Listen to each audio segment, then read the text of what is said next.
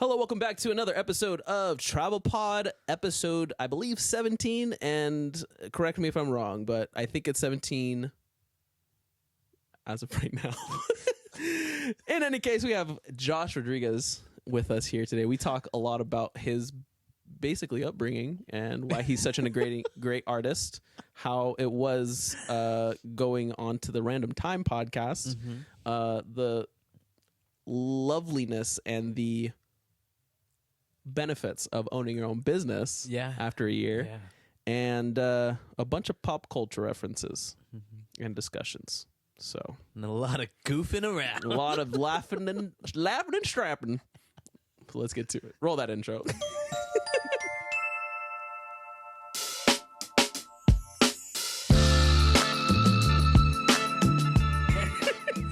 Here we have with us the one, the only, Josh Rodriguez. Pause. There's a little biography. Oh boy. Extraordinary artist. Interesting. Current business owner, technically. Yeah. How you? Member of the former Random Time podcast. Yeah. Pop culture enthusiast. Yes. And, of course, and last but not least, quick-witted. Quick-witted. It was something I threw back in there. I was like trying to think like, what like, does this make the list? Yeah. Let's put it in there. Let's throw it in. there. That's interesting. I've never had someone analyze my life like that. I was trying to... Sacramento, born and raised, right? Yes, born in San Jose. Moved out here when I was 4, and then, still here. Still here. So, yeah. Still here. Just different parts of Sac. Yeah. That's what it ends up being. You start in one part, and you end up in another part, and you just make your rounds. Yes, sir. How are you doing today, sir? I'm doing good. It's I love the weather right now. It's my favorite weather is when it's dark and gloomy. So, not to date the episode, but yeah. We love dark and gloomy days. We just love them. Well, I mean, I'm dressed in like sweats and like a super warm sweater, so I feel all cozy. That's true. Yeah. That's true. Always felt at home. Cannot disagree with that. Yeah. Would you like to tell us a little bit about yourself beyond everything I just mentioned? In like an origin story? Sure. Okay. Yeah. So, start when you came out of the womb. Believe it or not, when I was first born up until I want to say 5 years old, my first language was Spanish. So I only knew Spanish, and I guess I learned English once we moved over here to Elk Grove. Through watching TV, through going to school. Now I'm trying to relearn Spanish. That happened during high school, so that was tough. How's that going? It's going, I mean, especially now since getting engaged and married, we're back into a Spanish congregation. So I've been able to kind of expand my vocabulary. I feel like I'm able to carry conversations more, so it's nice. Because that was the thing, like I'm able to understand everything. It's just having a back and forth conversation that I always had trouble with, so it's becoming less troublesome. Nice. Yeah. No, that's good. That is, I mean, what's nice is you had people at home too that spoke Spanish. Yeah.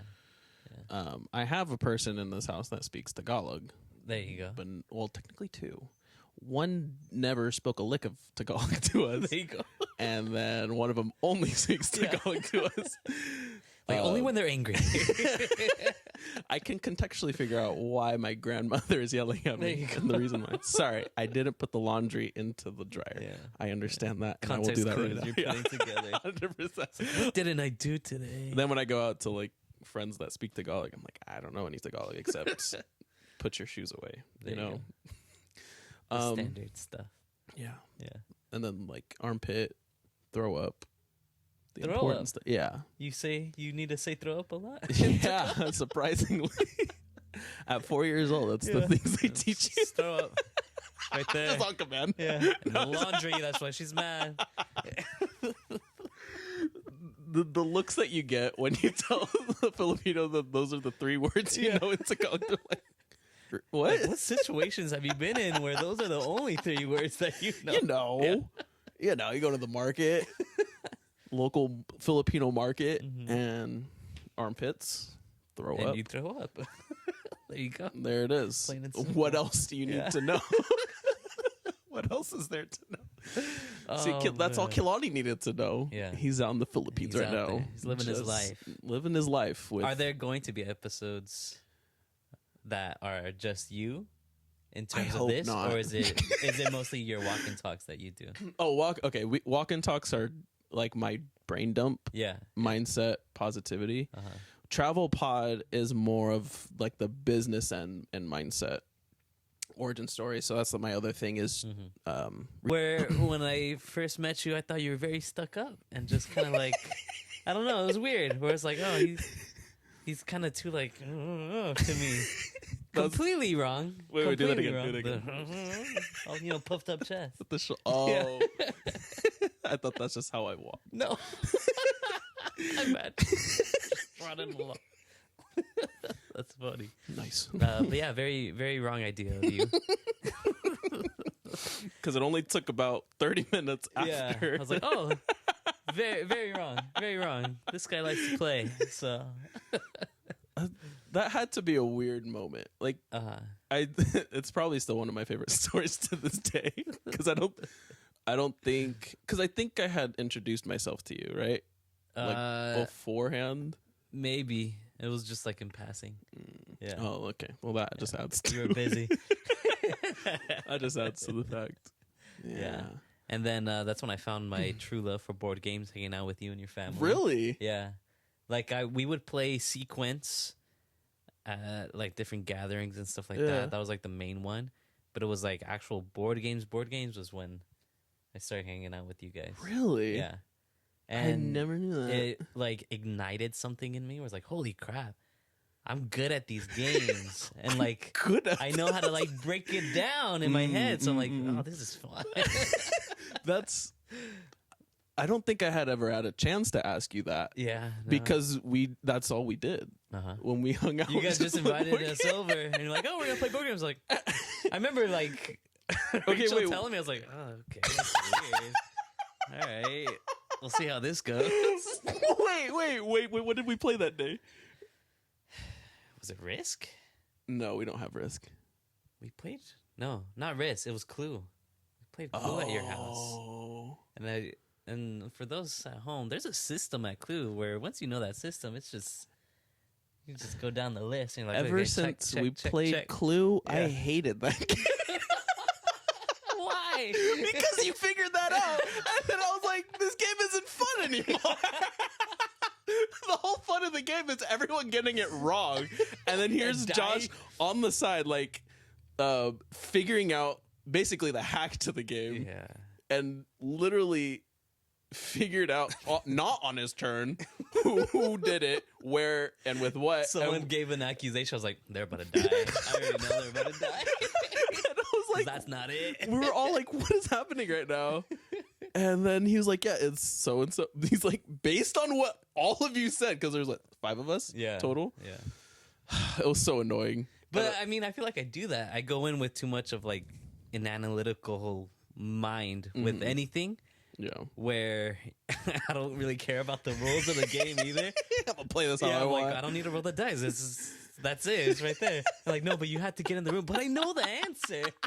Oh yeah, because you have to go to the room. To a dumb room. So I would just stick to the corners and just keep making my own guesses. Yeah. And then just have to figure out the room last.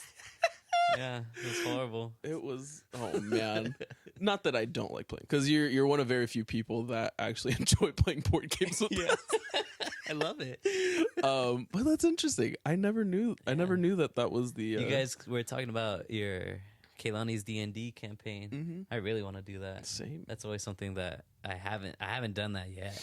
Where I could feel like, oh yeah, I could really apply my mind to that. I feel like that would be a nice like creative outlet too. Oh yeah. Dude, with everyone coming out with like podcasts and like different things, it like makes me think back to like the old days, or like me and my friends we would film videos, like different skits. We would film vlogs. We would have our podcast, and now I'm like, I'm not doing anything anymore. And like sometimes I feel it. Where like I still draw every now and then, but like it's not the same, because that I think I feed off of interaction with people at the same time. Where drawing's nice, but it's like from my own like quiet time, where it's like, oh, I need some type of creative outlet with people as well. So yeah, That's so it's cool seeing everyone else do it.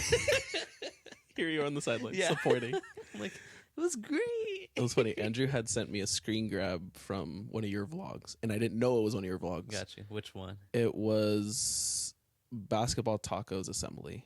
Interesting. And he sent me the screen grab. When I and, messed up my knee. but yeah, it looked gross. But he cropped it so it was just me and Kehlani, and I'm like, that's not my video.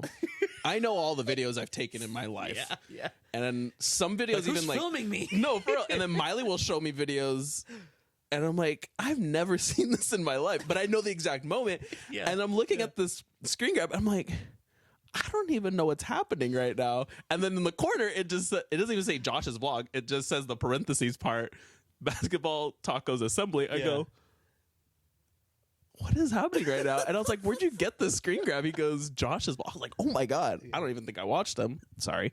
But that one, it was super, like your vlog cracked me up because it literally is just you just going through so whatever. I would do a vlog a week or a vlog. No, yeah, I think a vlog a week where it was just filming different random things. Yeah. So I mean, looking back at it, there's so much things that I would do differently. Where it's like, oh my God, this is so boring. Like, there's nothing here. You know, it's just random clips of recordings just montaged together. I'm like, if I were to do that again, it would be very different now. I loved it. Yeah. I just like being part of your life. This is There all you it go. is. There you go. It's like, I'm going to Here follow we Josh are. wherever he goes. It's been a while since we've hung out. It has been a Feels while. nice. Like, I don't really I know count- we're doing a podcast, but it's like, I just want to hang out with my friend, though. Yeah, I feel that. I feel Yeah. that. Even the night I came over, I was like, I didn't really hang out. We both got kicked out of a game because I played it too risky. He introduced a new game Oh, you haven't played that one either? that I didn't play. So I was playing it how Najon played it, and I was following him and his steps, and we both freaking lost in the first round. Oh my God. I was like, I can make it. And then it made me realize another thing about that game. Yeah. If there's two people in Tokyo, is if you're right next to each other, the two people in Tokyo, that means everybody else around you against you. has a potential Yeah. to damage you, Yeah. as opposed to someone like across from you. You can wait it out. You're a on little an longer. island, literally. You're of on Tokyo. an island. Yeah. Oh man, It really plays into my gambler personality, though. where it's like, 100%. oh, no, I got this. 100%. I could last another It's roll. terrible, Yeah. but I love it. So I love golf. Thrive on. He's like, I don't know if this shot's gonna be good. All in the hips, baby. Nice. Yeah. And then that one good shot, you just chase it. You just chase that feeling. Yep. All it's that round. Uh-huh. You're just round and round again. I'm like, I'm coming back next week, man. I can do it again. Yeah. I can do it again. I swear I did it last week. Yeah. It was at the same hole. When you don't do it, you feel crushed inside, dude. Oh man. Have you played? I have not. A bunch of my friends have been Yeah. getting into it. Tony got into. You got into it. Big time. And I When was the just- bite you, it bites you hard, dude. That's why Yeah. I'm kind of avoiding it right now because the hobbies I away. have, the Don't- hobbies I have right now are Don't already come out expensive. if I bite you. even the what is that called? I was say batting cage. No, I was gonna say batting Badminton? cage. No, what is the? Paddleball. It's golf still, but You're doing it's- this. I know. The Disc golf? shooting range. What is that called? The golf range? Yeah, just the range. I know, but what's the commercialized one called? Where you like Oh, Top Golf. Top Golf. I That hate one's even Top Golf. super expensive Yeah. too. Top Golf is a sham. Oh really? Yeah, yeah. Clubs that they provide you suck, Oh. and they charge you by the hour. Oh. So if you go with like a big group, it's nice. Even then, it's like, man, I could just go to a really nice range like Hagen Oaks, buy a $20 bucket, and be there for like a good 2 hours. Yeah. Got you. Yeah, Interesting. but you need your own clubs for that. That's the thing. So it kind of Pros and cons. yeah. Interesting. But I've only been to Top Golf once, and it was before I was into golfing. So looking back, I was like, oh, good thing I didn't love it that one time. So long ago.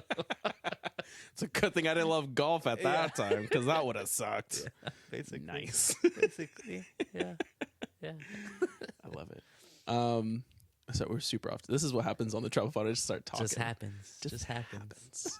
What do you have in your Board notes? games. There's a lot of notes. Eventually, if we'll get there, There's a we'll get there. spreadsheet. We'll get there if we get there. I realize how much we've talked. Dude, apparently, okay, so we had recorded an episode with Life Podcast, and we were just talking like this normally, and then we looked down at the recording, and 3 hours had gone by, and we're like, "Oh my god!" I think they cut With it into no food? 2 parts. No, yeah, nothing. They didn't feed me. They feed everyone else apparently. We don't really eat on the travel pod, but I'll feed you after at least. I'll try to at least. But yeah, once you get into a flow of conversation, it's 100%. just so easy. Yeah. Especially with a good friend. Yes. A good friend is always a good time. Yeah. Excellent. Okay. Yeah. When Going back to it? this reminded me of another thing. Okay.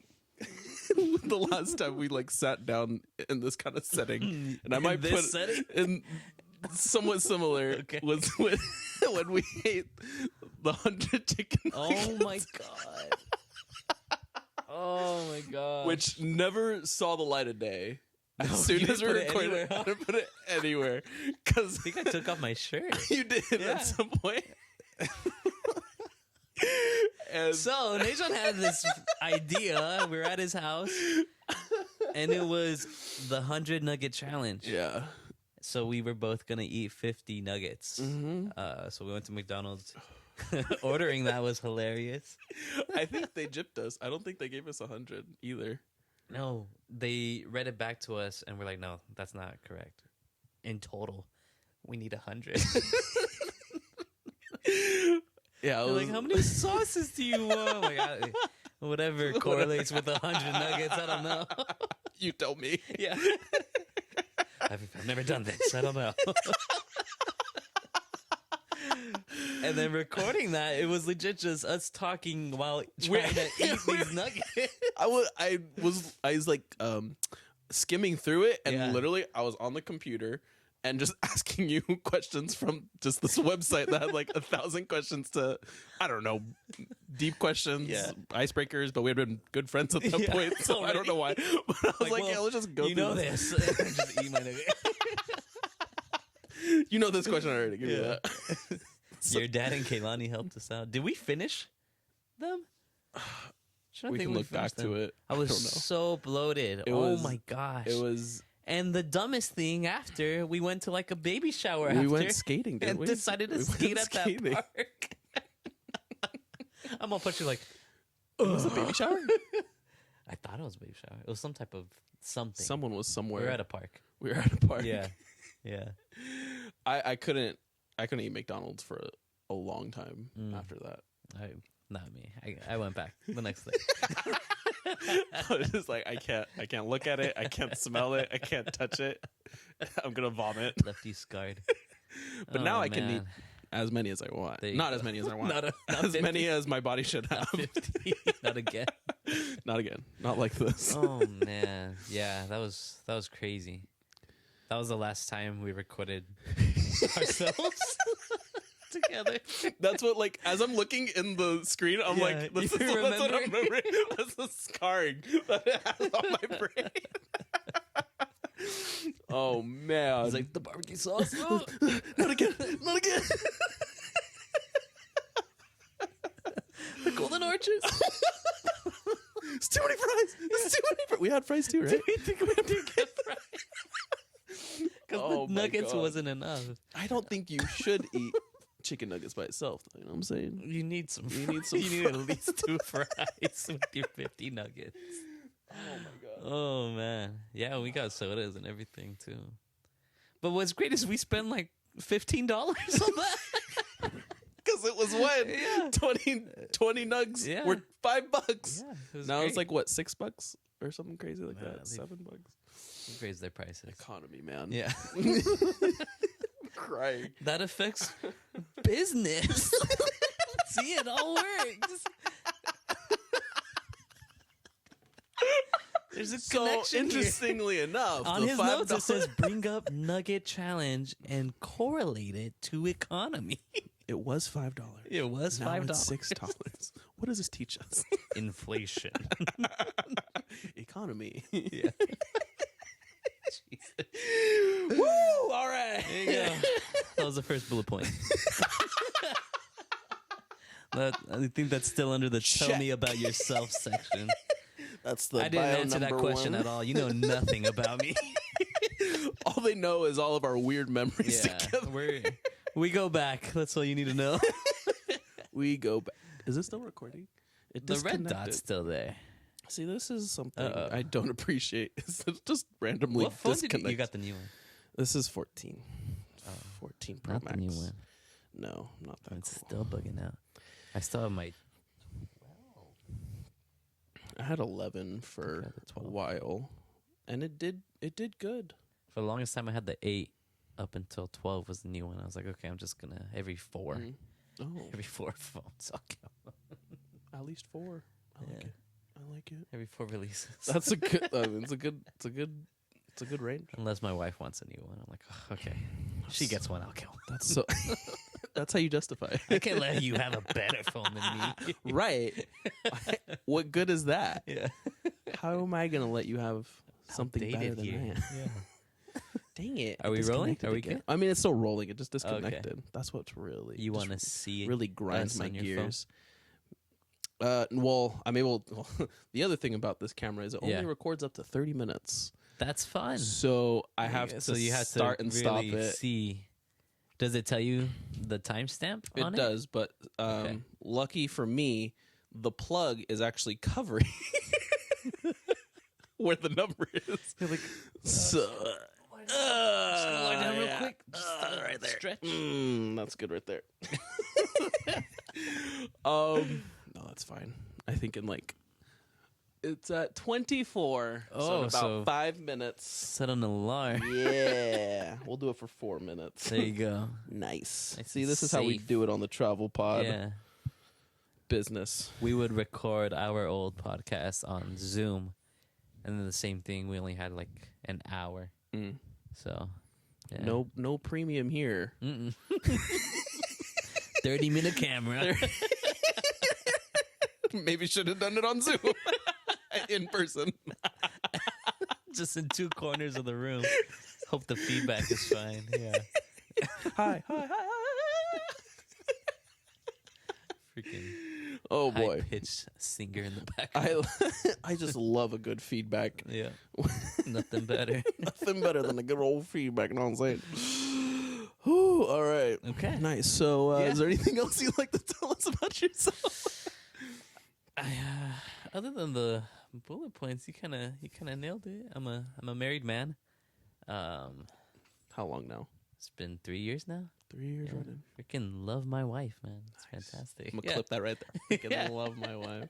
I just put a picture of Yeah, Leslie. she's just right great. there. Yeah, pretty lucky.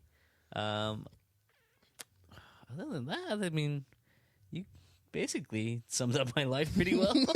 Cool. Feels weird. Someone like I'm psychoanalyze nothing you. but these bullet points. This is my life. Yeah. How did you do this? No, I mean, pretty decent childhood. Pretty normal. Come from a big family. I'm the oldest, so that maybe explains why I do things a certain way. Yeah, just you're a classic middle child. I think I'm a classic older child. Fair Yeah. enough. Yeah. Pretty textbook. Yeah. Nice. All right. Well, we're gonna go through this one by one. Okay. Starting with your and you'll never. I don't think you'll ever admit how great your artwork is unless you do, and I just don't know it. No, really. Yeah. So if you don't know, Josh, is your drawing account still up. up? I What have is it? not posted on that in a long time. Plug it in though. What is So it? my again? regular Instagram account is Whitewash Josh. So my art account is Whitewash Draws. Yeah. Try to keep it on the same theme. Yeah. Keep it themey. Yeah. Keeping it themey. So yeah, let's just start with that. What got you interested in art? Ooh, okay. So I come from a family of artists, basically. I have a lot of uncles on my dad's side who like to draw, where they would do like oil drawings and stuff like that were really nice. I have pictured in my mind the chrome car that one of my uncles drew with like oil and pastels and stuff like that, where it looks like a photograph basically. Wow. My cousins love to draw as well. I have two main ones that love to draw, and they were older than me. So growing up, I would always see their drawings and be like, oh, that's awesome, dude. Like, I want to do that. So finally I decided, okay, well, I want to start drawing too.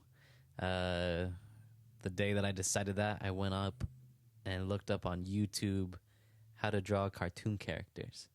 And what year was this? Oh, man. I want to say 6th grade of elementary school. Because I remember in middle school was when I was already kind of drawing those same characters like on my folders and stuff. So I want to say like 5th or 6th grade. So that would have been like 2010, 11? Yeah, around there. And there was tutorials on YouTube. Just basic expressions like how to draw big eyes and stuff like that. Got us restart. That's the alarm right there. Right, Zemo? Yeah. Even Zemo heard the alarm. There you go. But from there, in addition to that, I was always a comic book nerd. So I would read comic books, and when I would read them, I saw the pictures. So it was just drawing superheroes. So I think that's what I'm most known for. I guess. Yeah. I guess it's something you're interested in. So it's just stuff like that, just trying to copy what I saw. And it got to the point where if I saw a drawing, I was able to almost replicate it perfectly. And then I kind of felt like cheating because I was like, I'm not drawing anything original. So I didn't really feel like artistic because I was just like seeing something and copying it. So I still have trouble with like drawing off my own imagination. But then that's when I started going into portraits, like drawing actual people. And I felt like that lended my skills a lot easier because they'll most likely send you a picture that they want to get drawn. So I'm like, okay, yeah, I could just copy that right on over. Interesting. Yeah. So for a while on my Instagram, just for my own practice, I would put on my story or on my Snapchat, like, hey, send me pictures. So if you want to get a free drawing, send them in, and if I choose you, you'll get a free drawing. That's basically. pretty cool. Yeah. So and at this time, was Josh super popular and had thousands of followers? I had a following. I don't know. It feels weird. Looking back at it as an old man now, it's like you're a dumb kid. Yeah. Yeah, but yeah, I had a good amount of followers back then where if I would post something, I would get a lot of feedback from the people that would follow me, which was nice because a lot of interaction. I would post like, send me random things to draw. Someone sent in draw a horse driving an ice cream truck. So I drew that. Nice. So yeah, it's just different little ideas. I'm like, oh, okay. I love that. I love that. I did that recently. You drew a horse in an ice cream truck? No, last year I asked my followers, send me 2 cartoon characters and I'm gonna mash them up together. So that was fun. I did a Spider-Man and Patrick Star mashup. I think I remember Squidward and Chicken Little mashup. That one's one of my favorites. How it came out actually. So yeah, that was cool. I like it. Yeah. So I mean, in most of these stories that you ask, you're gonna tell that people have a lot to do with those things. Yeah. I mean, we're always affected by the people that are in our lives. So my cousins inspired me to draw, and then I wanted to get better to impress the followers that I had back then, basically. Yeah. And now I do it just for fun, my own mental health, for my own sanity. Yeah. Yeah, Nice. it's weird because it's like once you get married, it's like, well, I can only draw my wife so many times, you know? She's the only person around now. Yeah, I've gone back to comic book characters lately. And yeah. I was actually gonna draw Kaylani before he left for like a graduation present. I started it, but I never finished it. So Well, he's back. also on a the 27th, huge so- procrastinator. Oh, gotta write that down. Yeah. Quick-witted and It's procrastinator. bad. And you mostly do pen. Yeah, for the longest time I would do lead pencil and then pen to finish it. And then now I'm all digital. So Procreate on my iPad. Wow. Yeah, so that's Classy. it's a lot easier. Yeah. Classy. Don't have to recycle so many crumpled up papers. It was so funny. Yesterday, actually, at my in-laws' house, we were just hanging out, and I was like, "Do you have a pen and a paper?" And it's just went back to what I used to do, and because I haven't drawn on paper in a long time, where it felt good to just you can't mess up if you're drawing with the pen, and on your iPad, all you do is just I don't like that line. Redo it. Yeah, yeah, where you're able to get real technical and precise, but you get lazy with it. So drawing with just pen and paper, it's like every line matters. You have to put a lot of thought into it. So Interesting. yeah. I think it's kind of nice too, but towards like the trial and error side, being digital, because then when you get to paper, then you're like, I know how to draw this. Exactly. And Yeah. then you just rinse You're and repeat. really artistic too, though. I guess so. You do a lot of art stuff. A lot of I'm blanking on it. On the word. Say it. What is it? It's the letters. Why am I blanking on this? It's not calligraphy. That's the fancy cursive writing. I wish I could do calligraphy. What is it? Oh my god! It's on trains. Why Train am I art. blanking on this? I just draw a bunch of trains. Oh my gosh! See, I'm not an artist. I can't even think of this word. What is it? It's on train. It's spray paint. Oh, and you're just gonna leave me hanging too. What is Graffiti. it? Graffiti. Calligraphy. I mean, what the heck? I wish I could do. Yeah, you do graffiti, really? Though. Oh, Yeah. that's my Hello. ear. Hello, sir. Welcome to the Travel Oh, Pod, man. Zebo. I need a shower when I get home. Now. Oh my god. Hey yo. He's like, what? Off. He just cheated on you like crazy. So cutie. He just he really wants Hey. attention right now. Yeah, just What's get right wrong? in there, buddy. Just What's get wrong? right in there. Oh. He's I either miss needs having to dogs. pee really bad or he just wants attention. We're gonna Or film both. a walk and talk real quick in the rain. Be right back. I have actually recorded a Zebo walk and talk in the rain. Yeah. Not on my skateboard. We were just walking. Walking and talking. But yeah, you're good at art too. I try. Yeah. And it's almost the same Uh-huh. same dealio. I come from a family of nice copyists, I guess you can say. Yeah. Mom had beautiful has beautiful handwriting. It didn't deteriorate or anything. Surprisingly, no. She's left-handed, so that's my excuse for her. Oh, I didn't know that. Yeah. That's cool. So she uses I only know one other. the respective bro. Chill out. I recognize you. He's like, I see you, bro. Sit. She uses the respective side of the brain. Look at your mic. Ew, Zebo. That's As long as gross. you don't lick my mouth. That's not Okay. sanitary. Okay.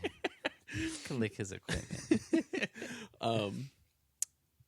And like her signature looks great, and then whenever she drew like doodles, Yeah. so I was just like, I didn't know that much from her. Oh, Does she yeah. have her like any old drawings on her? Maybe Yeah. I don't know. I want to see that after. That'd be fun. No, yeah, I can. We can whip something cool. up. But yeah, she was always like the type, like when at school when you would just draw random stuff. She'd do like kid with balloon, like little stick figure with Yeah, balloons or palm trees, or I don't know why she drew a lot of palm trees growing up. Hearts. That's what her heart wanted. Yeah, she's like, this is my inner desire. Feeling a palm Balloons. tree. Yeah. And then her dad had cool has why am I saying has cool handwriting. No one's dying. No one's dying. Dark and gloomy, let me tell you. It's the weather. It's the weather. It's getting me in this death mode. But he has cool handwriting too, and it's very tag like, very graffiti like too. I don't know as much if he drew, but I know he liked writing people's names a lot. Oh, that's nice. So in middle school, I actually practiced my handwriting. Nice. Which sounds really weird saying out loud every time I mention this. Why? Because it's not normal for someone to practice handwriting. No, whenever I see people with good handwriting, I'm like, that's a learned man right there. Did you say learned man? A learned man. But it was because I was self-conscious about my handwriting. Gotcha. And like my dad doesn't have like the greatest, he's chicken scratch. Like he knows what he's writing, but no one knows what he's writing kind of deal. Doctor handwriting. Yeah. Biley has really good handwriting, very legible. So I was like, well, I want to have cool handwriting too. So I built off of both mom and grandpa's handwriting styles. Yeah. And even like my mom's cousin, like everybody on that side of the family just has cool handwriting. And I was just like, I just really want a cool style of handwriting. There you go. So I set out to do that and literally just write. I wrote my name a bunch of times. And then like I would look up, I mean, on Instagram at the time, you can just look up like lettering or letters and stuff. And so I just like, it's TikTok now, kids. it's TikTok now. Back in our day, we had the good old Instagram. I remember when I went on live. People on TikTok, they go live, and they're doing the same thing. They're just writing names. Oh yeah, people 100% will say, "Can you write my name, please?" Like you gotta wait. You gotta pay for but a there rose. I am watching, like, do Josh, do it on your own. Just do it for fun. Just waiting. Never happens.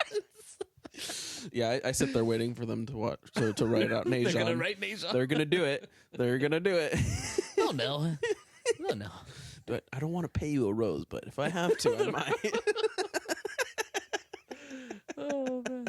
But you incorporated that into your own handwriting. Yeah. So I would, and this was the time when Instagram was just pictures. Yeah. So I was just looking for inspiration. I wasn't on Pinterest surprisingly at the time because I feel like I would have found a lot more. But same thing, YouTube. Yeah. And just seeing different styles. But I liked graffiti because it just looked cool. So, and I like just like the sharpness of it. And there, even though it's very frowned upon On trains, on trains, in general, I just like art as an expression. So I wrote a bunch of people's, like in middle school, I would write people's names and I would just use like, not Sharpie, like highlighter. Because highlighter had a thick side. So I can do like a thicker font or bolden things.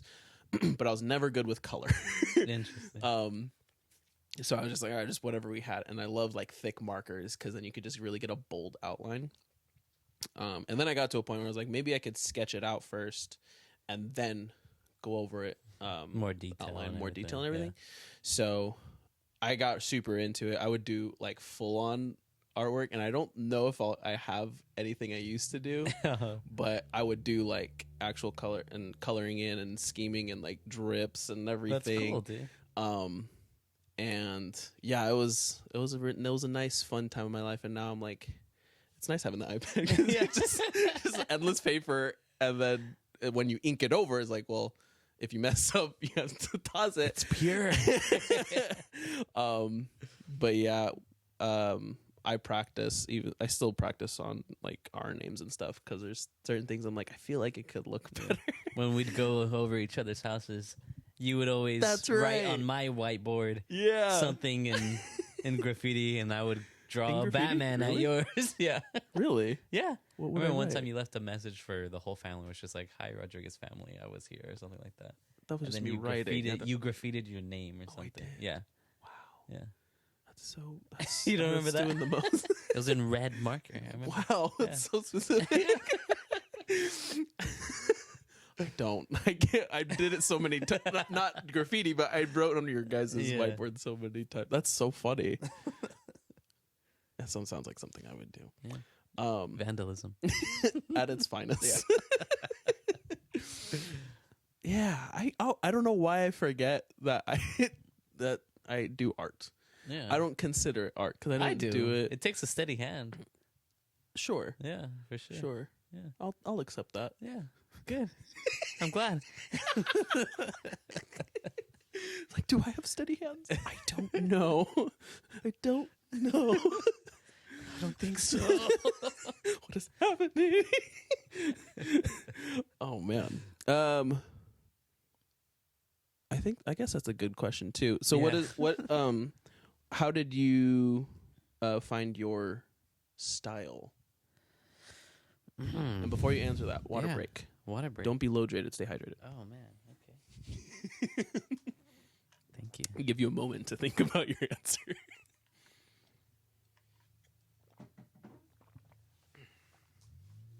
I found my style by adapting other people's techniques. Instagram was great as for an artist because you're able to see comic book artists' posts and everything like that. Oh. And it wasn't always what goes on the comic that makes the cut. Yeah. So there's a bunch of talented people on Instagram where I would see, okay, yeah, they draw out noses like that.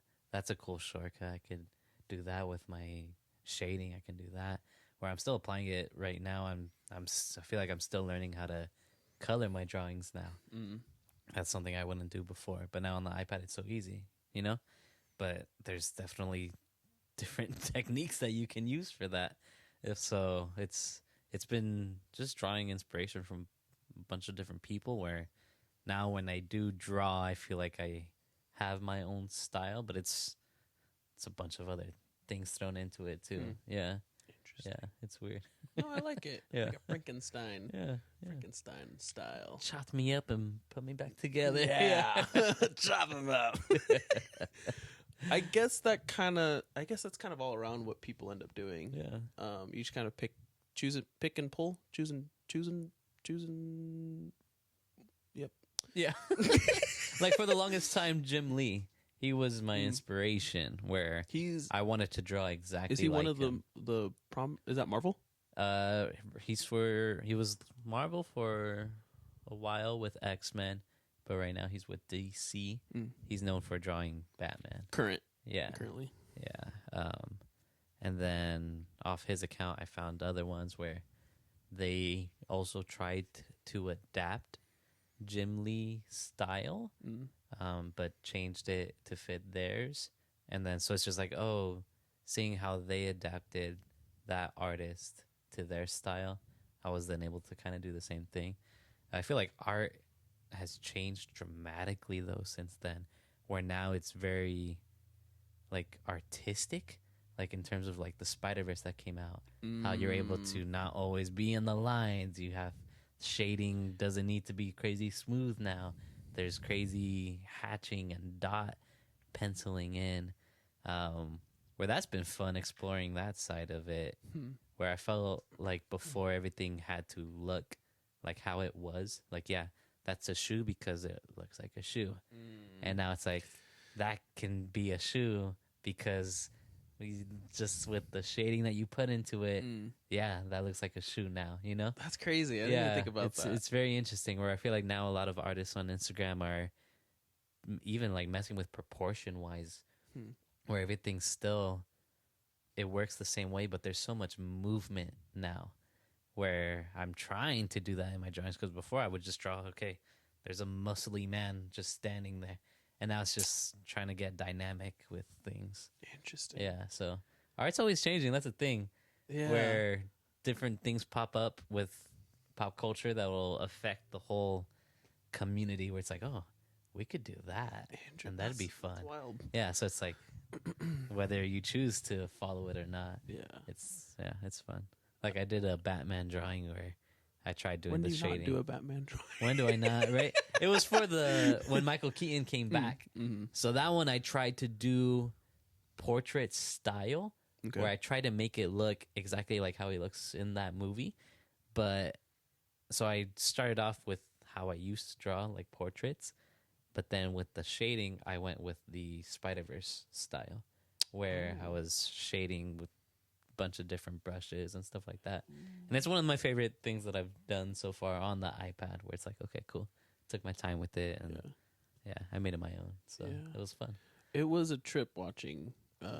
Was that Across Spider-Verse? The first one's the one that blew my mind away into. Yes, Into Spider-Verse, of course, with like the 2D versus 3D animation, and then them utilizing that, and they've done it with a handful of films up until then. Teenage Mutant Ninja Turtles came out using the same concept. You could tell that it's done differently. Yeah, where that one you can see more scribbles and everything, but that kind of worked for that style because they're kids. So it's like if a kid drew all of it, basically. So it's like you're able to put in personality into your drawings. That's what I'm noticing. Like you weren't able to before. That's what I'm noticing. And like emotion, like there was one scene in particular in Across the Spider-Verse when, and spoiler alert if you haven't watched Across the Spider-Verse, but you should watch it. It's been a year. What's wrong with you? I still haven't watched, what was it? Puss in Boots. And I feel bad because that one was great. I know. I actually really liked that movie. No, and your brother keeps bugging me about it. When he found out that I liked it as much as him, he's like, cool. He doesn't overreact or anything. Yeah. He's just like, oh, that's awesome. That's really cool, man. Yeah. He liked it. But there was a moment in Across the Spider-Verse where I think Spider-Gwen was talking to her dad, and it was the watercolors. But each cut was a different shading type, I guess you can say. Yeah. There wasn't necessarily consistency, like the colorway was the same throughout, but there was no consistency throughout, which I didn't. Do you want to know the reason to that? I watched some behind the scenes. I can't remember breakdown. Is every scene, the background color effects is in correlation to her mood and what she's feeling. Okay. So the reason why it's always changing in that scene is because that's her inner conflict. Yeah. Once they hug, that's when it all boom. Watercolor explodes because that's her releasing all of the feelings that she had. And that's another example where it's like you couldn't have even thought to put that into a movie before, but it's like, but that's not real life. Yeah. That doesn't happen in real life. Where now people are like, who cares? What are you feeling in this scene? Yeah. So that's been really awesome. That's like, wow, we're alive in a time where things are changing like that, and I feel great watching it. 100%. I feel inspired. I thought like being a videographer already was enough storytelling. But when I saw that movie, when I saw the film, I was like, oh, there's another level to this now. Identity crisis. You're like, oh, what am I doing? Why haven't I been doing this?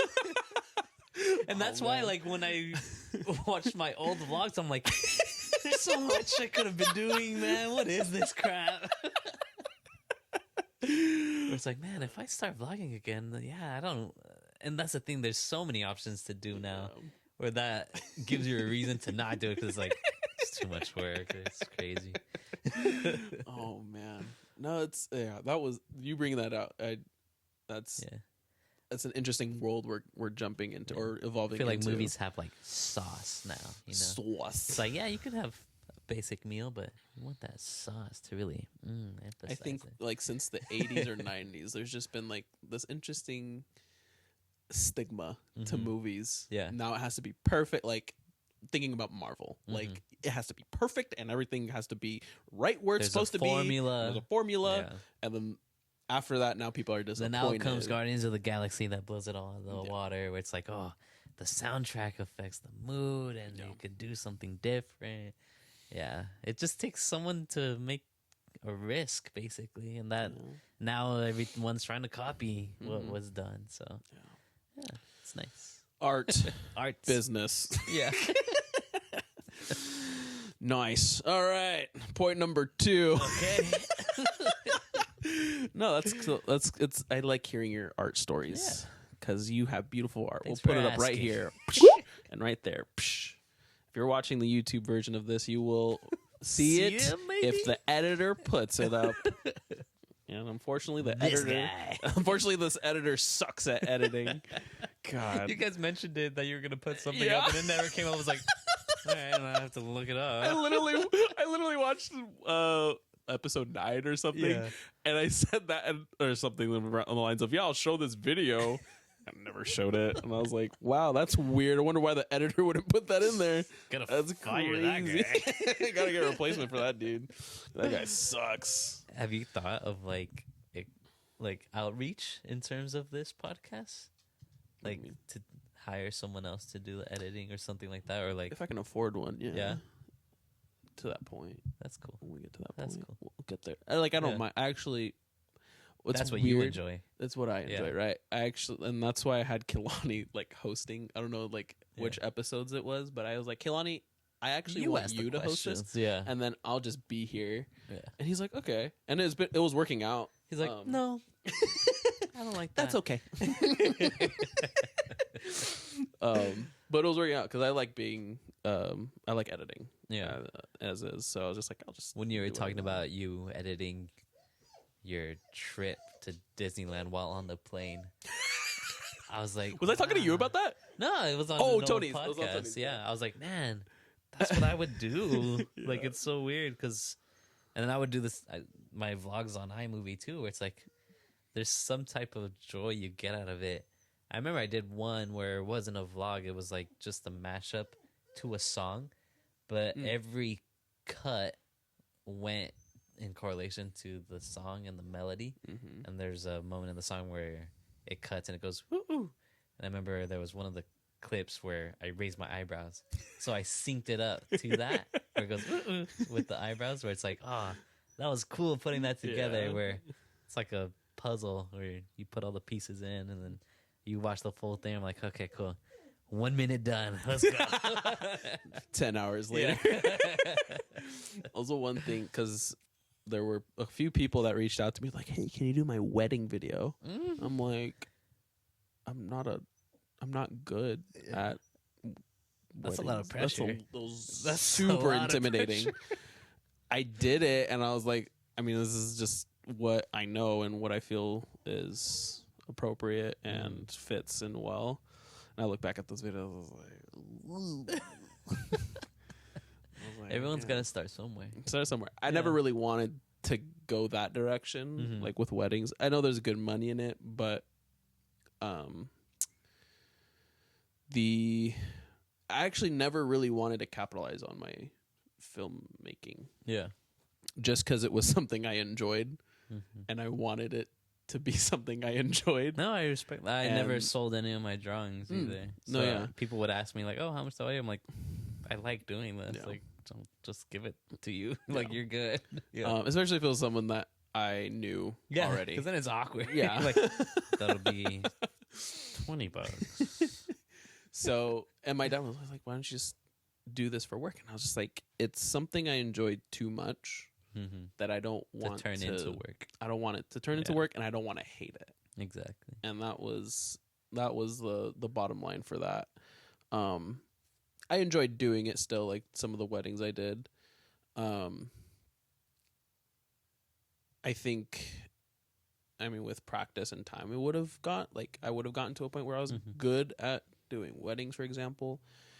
But Because I feel like anything that you apply yourself to, you're good at. That's the 100%. thing. Yeah. because I was working at the wakeboard place, and that was like the most fun I've had doing film. Velocity Island Park. Because the environment too, like it was just nonstop, just all time high, stoke, and fun. That's fun. And I was drunk half the time, so Tell me that. I was really good with the bartender. But like good people and good vibes, like it was just all around a great time. So I was just like, this is Your environment This is- affects you. That's the thing. and it was like I'd rather do this and enjoy the time I'm doing this. And then there was a time where I was editing for a snowboarder, traveling snowboarder, which I think he's in Japan right now. There you go. I'm not working for him Must now. be fun. Anyway, You were talking. I don't know. I was talking. I don't remember what I was talking about. I think it's a good part to switch over to point number 2. Okay. Being a business owner. Yeah. How is it being how long has it been now? A year and something? Yeah, it's been a year. It's been a year now. How has it been being a business owner? It's been it's different from what I expected. When I first acquired the business, it didn't hit me at first, where it's just like it just felt like working for another company. It didn't feel like But I was you are the working by company. myself. Yeah. Or like for myself, basically, where it's like, oh yeah, like I'm in charge, it was weird. But I feel like that was also a good thing, because when I first met with the man who was selling the company to me, he warned me that a lot of people that do this, they'll only do it for like a year and then choose to give up on it, and they'd rather work for someone else. They don't want to do the things that go behind the scenes, invoicing, okay. Yeah. just things like that. Admin stuff. Yeah, exactly. Where to them it gets too complicated, and it's like, nah, I'd rather just work for a window cleaning business. Yeah. And it's also easy to get lazy, to not wake up since you're your own boss, where it's like, nah, I'll do that later. Then it all piles on, and then your clients get mad at you. Hasn't happened. I'm pretty good at it. Keep your client happy. Business 101. Yeah, honestly. The opposite side of that is something else that he warned me, is you can dedicate yourself fully to it, where you have the potential to make all the money in the world because you're in charge of your schedule. If you want to make more money, you go find clients and acquire more clientele and make more money. He gave an example as well where people who do that, they will be so focused on that and they'll lose track of other things in their lives. So the balance isn't there. They stop spending time with their family. Mental health goes down, spiritual health goes down, stuff like that. So it was good warnings to have before making the decision. I was in construction before. I came across this opportunity to either acquire the business or to actually go into my dad's company. I had actually interviewed with the boss for my dad's company, and yeah, I had the job basically. But it also came in at the same time that the business was being offered to me. So had a talk with my wife. We really went over everything, made the decision together. She was great. She was super supportive, where she was like, whatever you do, like, I got your back. So that was helpful. It gave me confidence in the decision that I was making. So yeah, we went through with it, met all the clients right away. That way the transition was smooth. And what was great is, I mean, normally when people start a business, it's hard because you don't know anything or anyone. Yeah. So what was nice is this guy really took me under his wing. The clients were already there. It was already a thriving business that I've since grown, which has been a huge blessing. But he also taught me how to do it. I had never done that type of work before, where it's all in the wrist.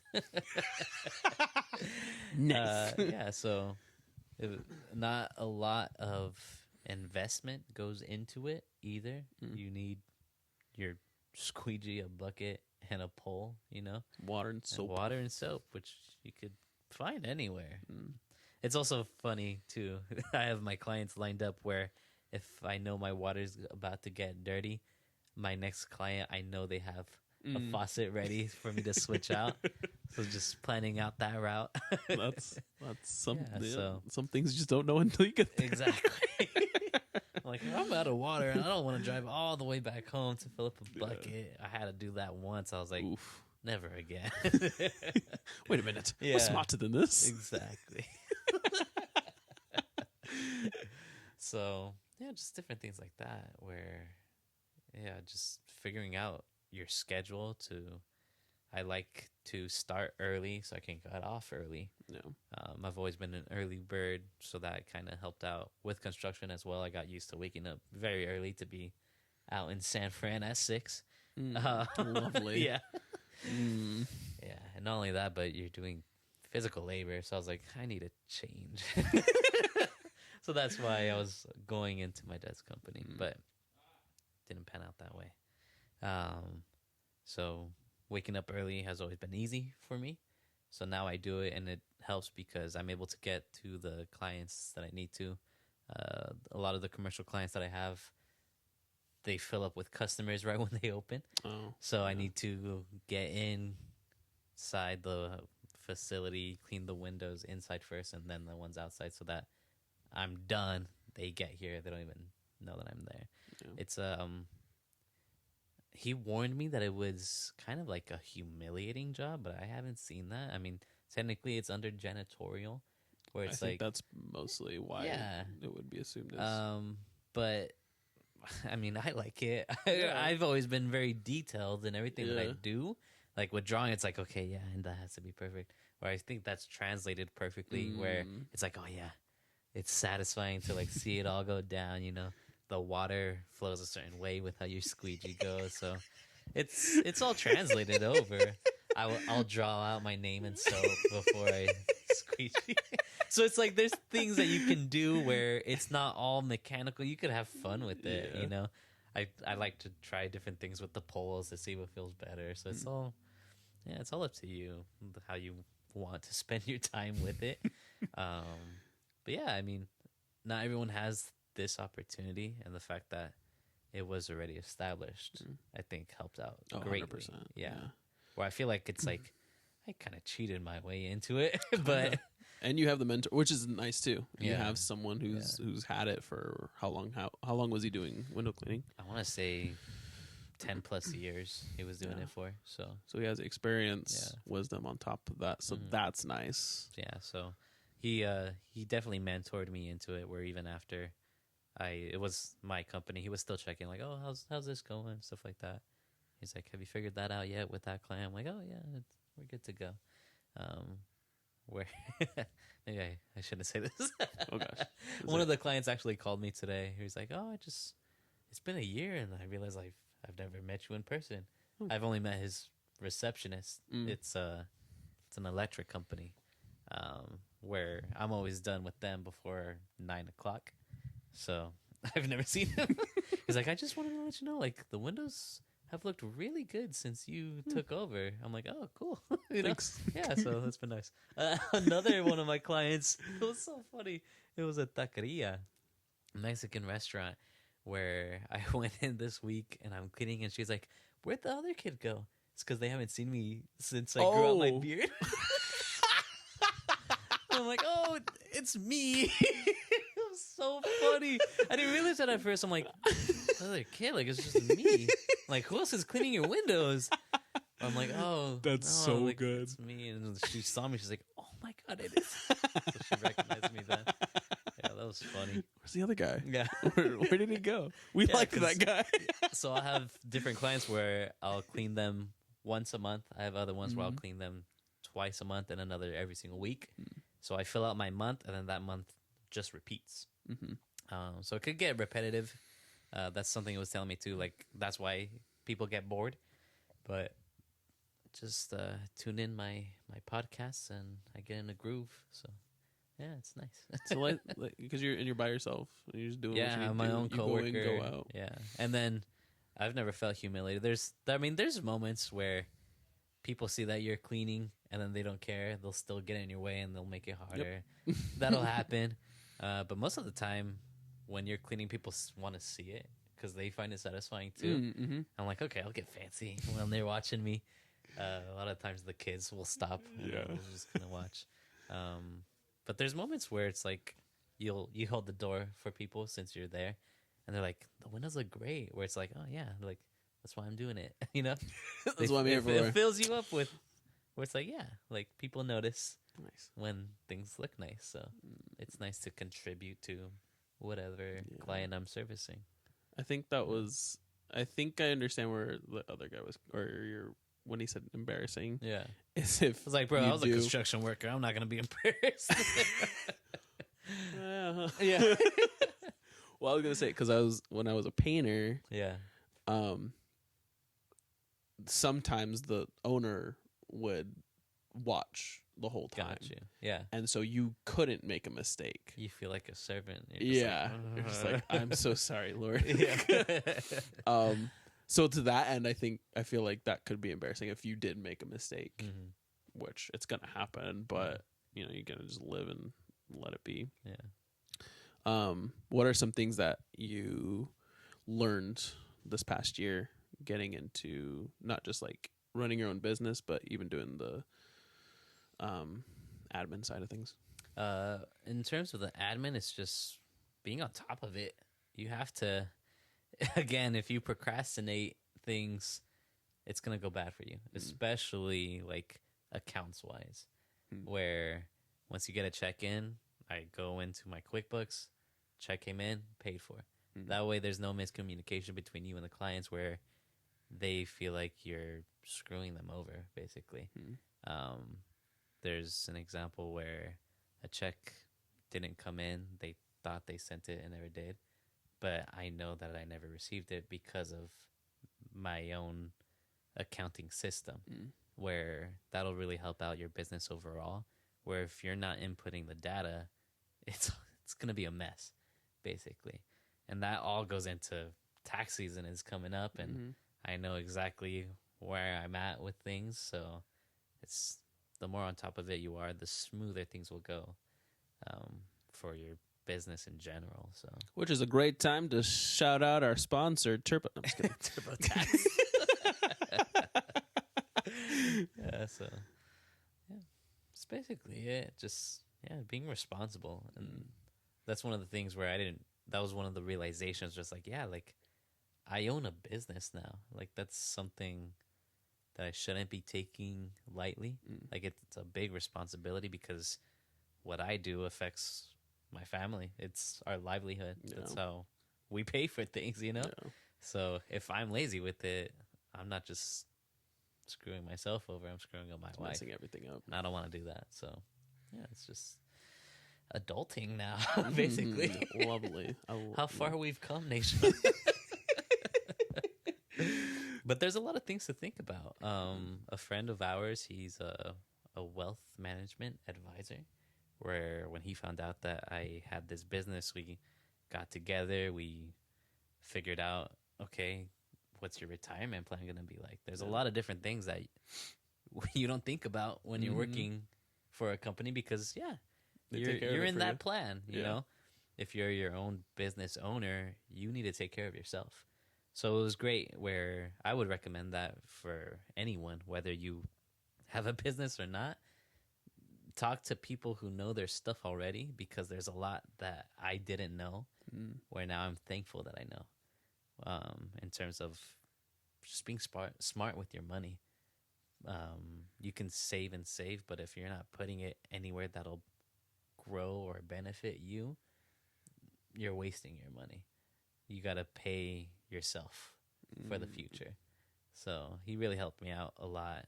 It was nice because my wife was in that conversation as well. So everyone is on the same page where you're able to be on it. Yeah. Everybody's candid conversation. Everything.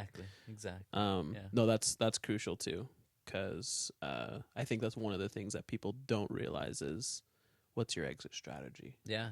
Because you can start a business all you want, exactly. but like, are you going to be working in that for the next 60 years? Yeah.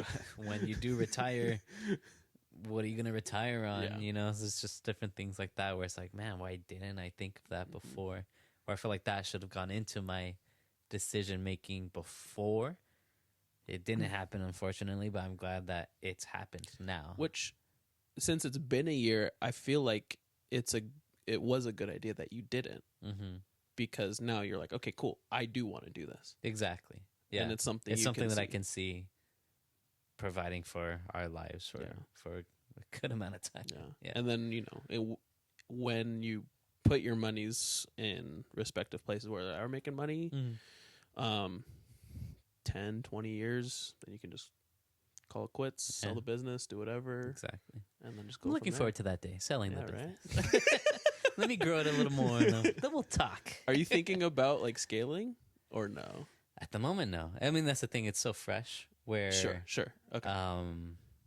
just the other day, I got a new client where it's a pretty big one. Where it's like, okay, cool. Like, there's still so much potential, but I also have to weigh in that balance that I want in my life as well. Yeah. Where it's a bad thing when your wife knows your schedule because she's like, hey, I know you're off. Can you, go do something for me? Can I'm you like, run out yeah. to the store?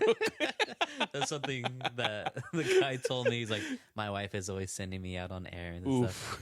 And Leslie doesn't really do that often. But every now and then she's like, well, I know you're off, so can you meet me for lunch? And sometimes it's great because it's like you have that extra time to spend with your wife now, which is a luxury that a lot of people don't have. Especially when I was in construction, there was times where they would send us out and we would stay in a motel over there where I was sharing the room with someone else.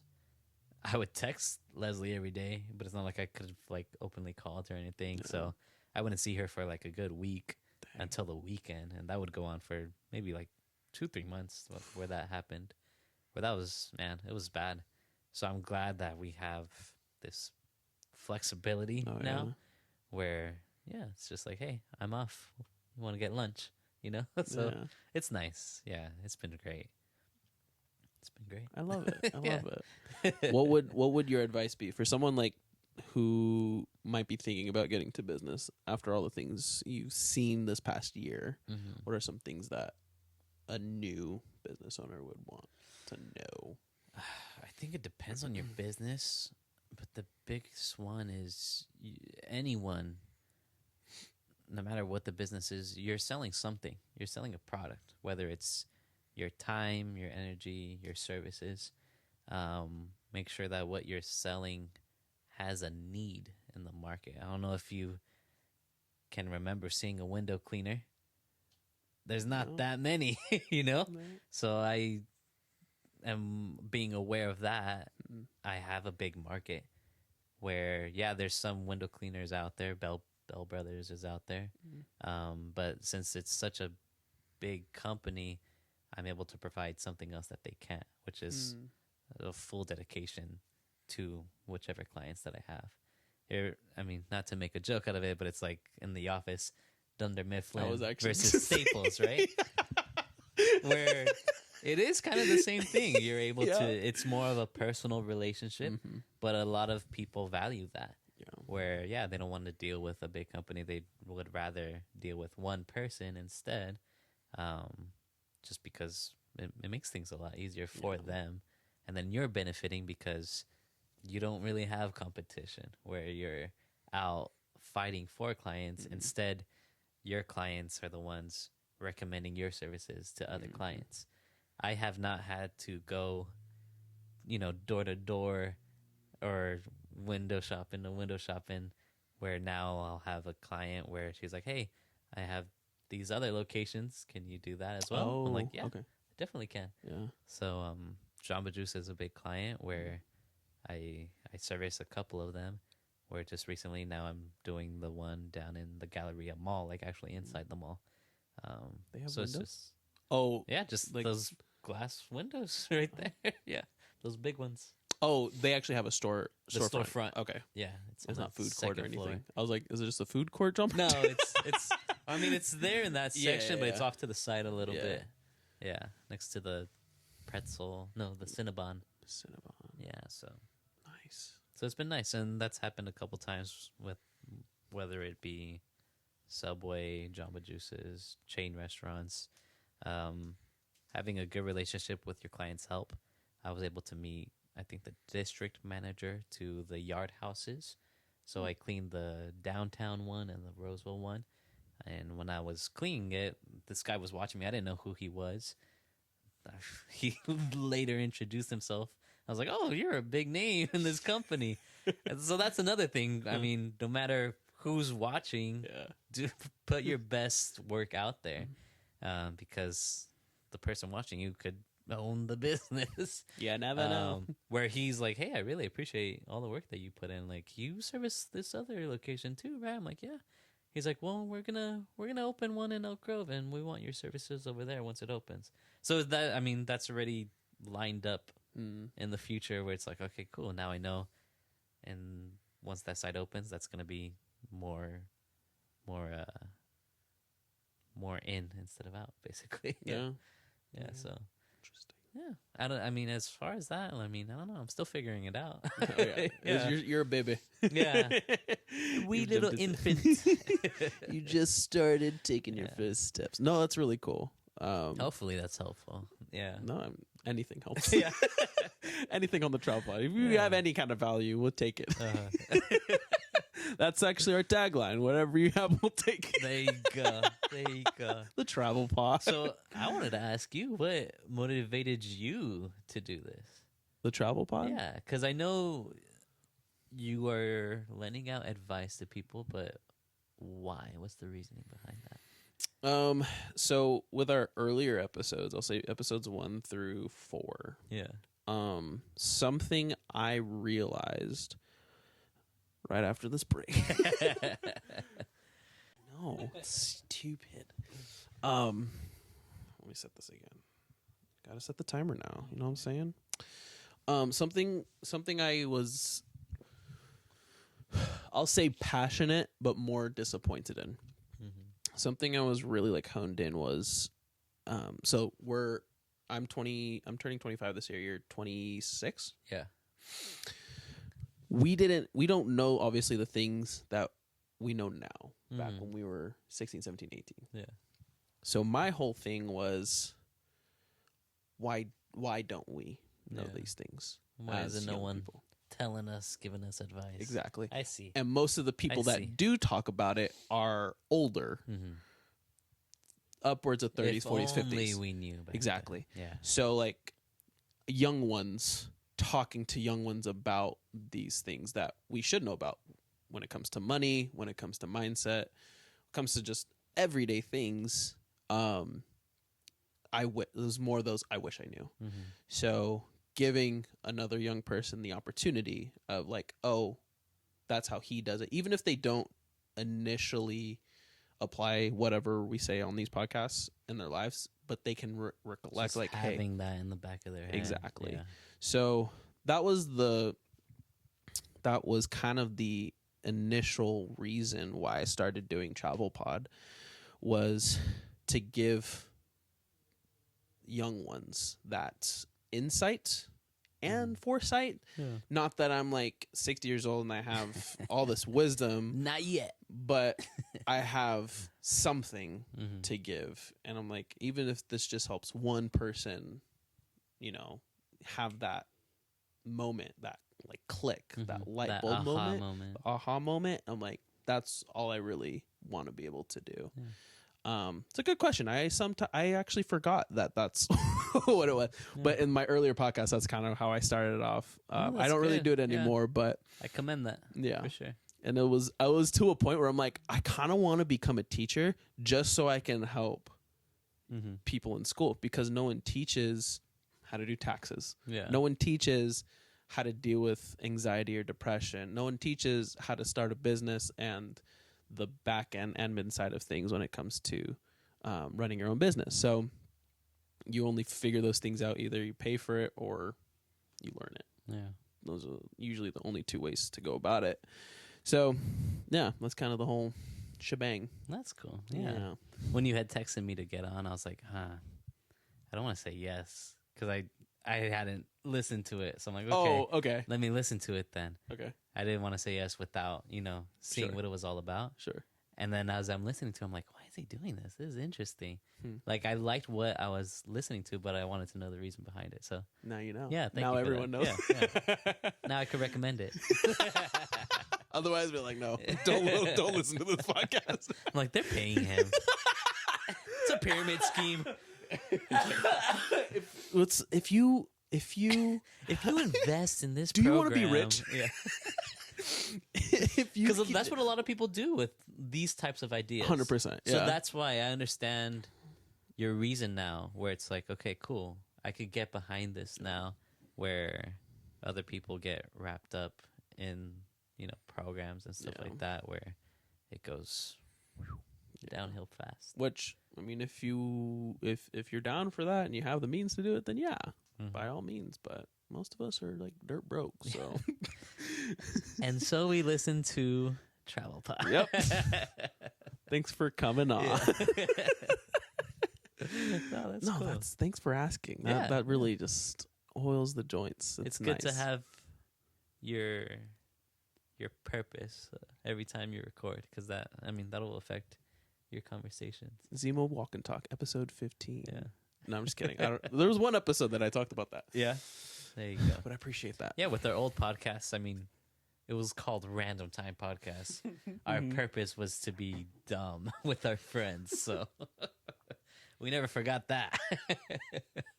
You're just this was a conversation. Yeah, basically. It's just a full-on conversation. You just happen to be hanging out with us, and we're talking about this random thing. Did you guys ever do a in-person, or was that over? We did a couple, but it was like peak pandemic.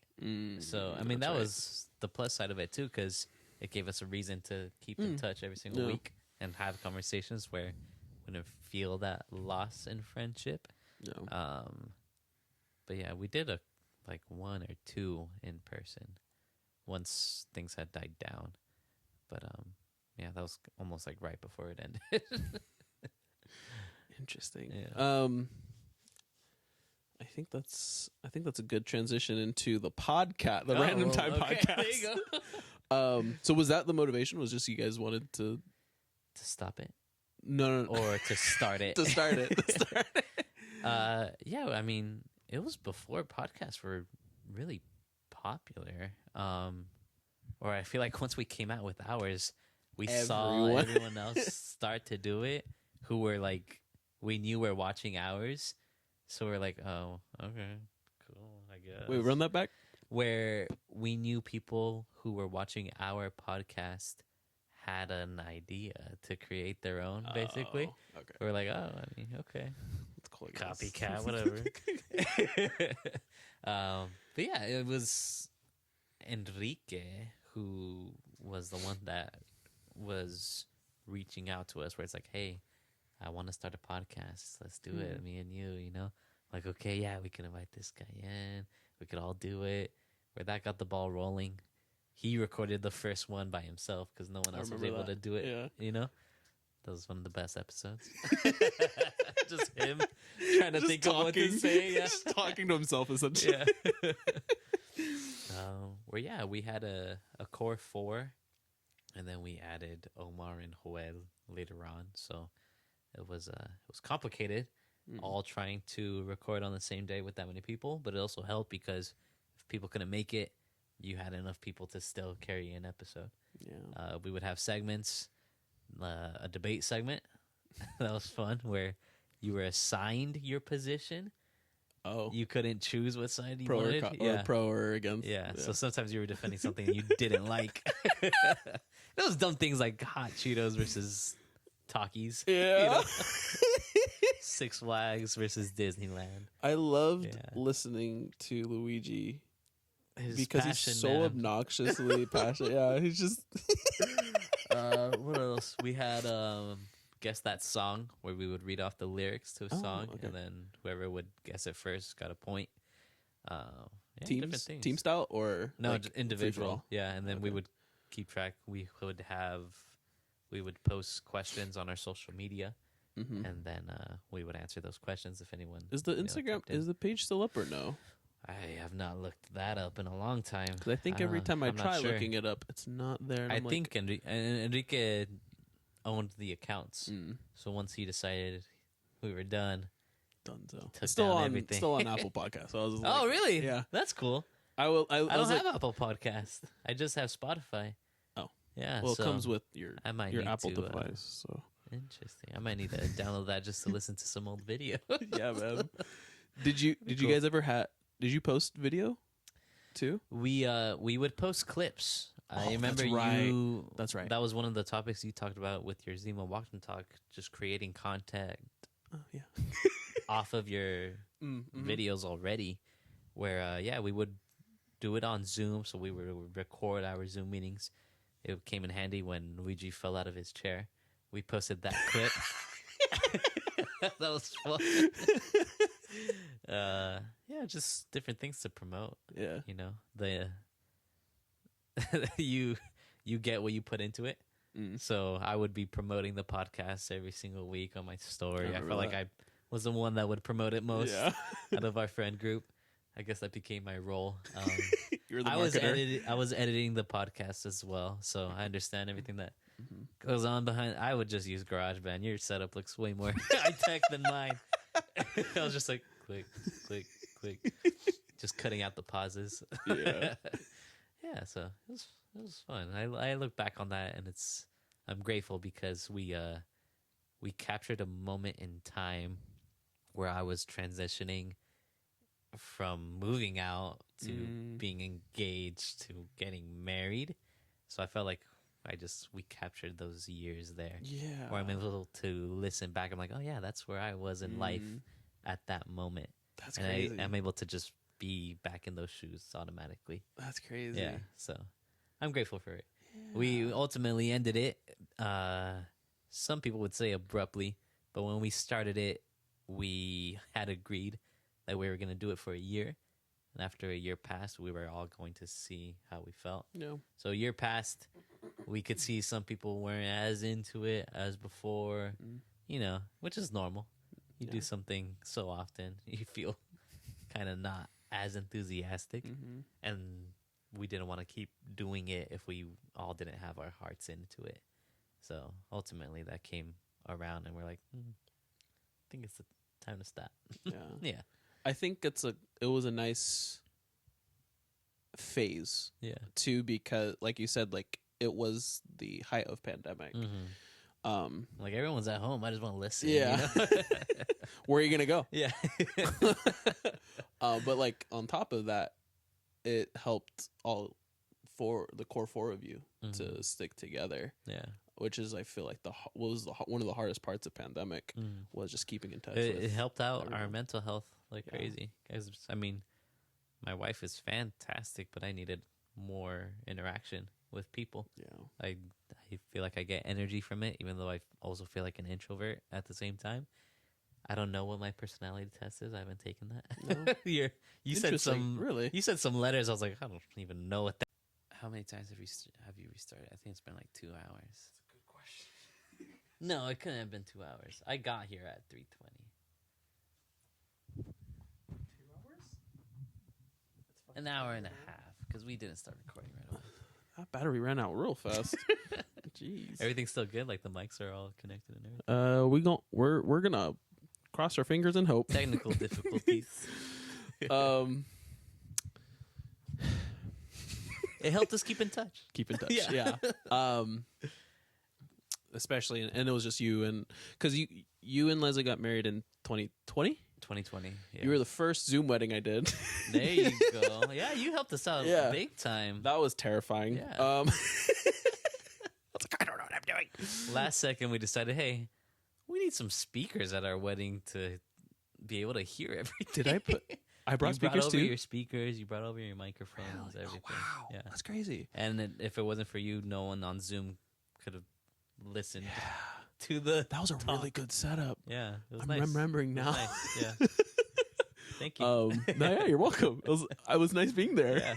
I was really happy that you were there. Actually. I was really happy too. We couldn't have a lot of people over. But I was like, Right. man, my good friend Najon's still able to be here. Though.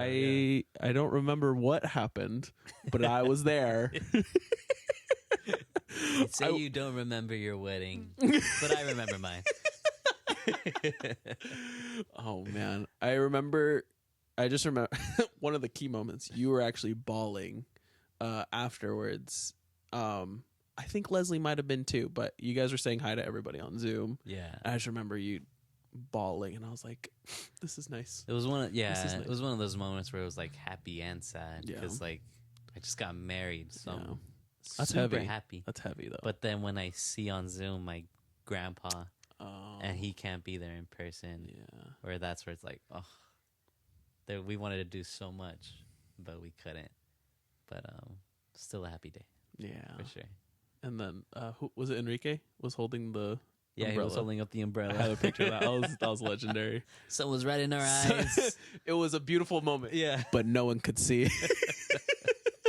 That was nice. I mean, I didn't think my wedding was going to be like that, but I felt like we still had a tent there. The decorations were exactly how we wanted it, just because there was so little people there. Oh, yeah. Where we really were able to get into the details, and yeah, still had a really great day. Yeah. You know, it's funny now with weddings, if you're invited to the wedding, because of course we're back in person to everything. If you're invited to the wedding, it's like, okay, cool. But now if you're invited to the Zoom wedding, now it's like, oh, you must not like me that much. no, it's like, we didn't have room for you, but you can still come somewhat virtually. No, with us, I think we had 15 people at ours, and that's legit. No, our that was immediate family. Yeah. That's it. And then Enrique, was Luigi there too? Yeah, Enrique So and his wife. very, and very Luigi slim. with his fiance for one more week because he got married a week after us. right. Yeah. Yeah, it was a very. What would you like to know? How did it start? I don't know. I won't disclose any names because she's Obviously no not. longer around in any kind of fashion. Was it a bad breakup? Well, let's save feelings. no. It wasn't a bad breakup. It was messy. Complicated. Complicated. I'm trying to find the word for you. You're doing great. Keep Bad, going. messy, complicated. It was a time because I would have been 20, 21. It was a very okay. So 5 Or wait, 5 years ago. 5 years ago, and Okay. I had been interested in her already. We already established that. I don't know we're now. already friends then. Yeah. Okay. You know this person, Okay. so I know you. Okay. I hope she doesn't watch this. That'd be weird. Oh boy.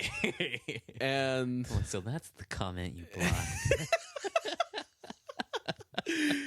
so, long story short, I got really close to her in a short amount of time. I actually didn't like her at first, Okay. but I spent so much time with her that we were just pretty much inseparable for a The significant amount of time. relationship was close. Yeah. So she got close to me. She wanted to get close to my family, and which I didn't really care. And so she was just like, she was in Elk Grove a lot. She was from out of town. She was from out of town, so we would hang out. We would do service and everything. We just spent a lot of time together. And it was, in the part of a relationship where it's Honeymoon? Cupcake? the Cupcake stage? the cupcake stage of like you don't want to be away from them, right? So pandemic hit, Yeah. and then me being 20, I mean, all of us grew in different ways in pandemic, right? Yeah. I feel like I know myself better now than I did before, That's good. but I was and still am, I'm a very emotional person, and I get very emotionally You wear your heart on attached. your sleeve. Is that what that phrase means? Yeah. I did not know that. Yeah. I mean, you're putting yourself out there with anything. Yeah. You wear your heart out on your sleeve. You don't hold anything back. You're an emotional person. Yes. Yeah. In Right? some capacity, Unless yes. I have that phrase right. I don't know if that means like you show your emotions, Oh, but I okay. don't show my emotions. I just become very emotional Gotcha. to But you things hold that it all in. I hold most of it in. You bottle it all up till it explodes. And that's a different story. Yeah. But pandemic hit. I'm still attached to her. And it got to a point where and this is the way I viewed it. We never sat down and talked about it.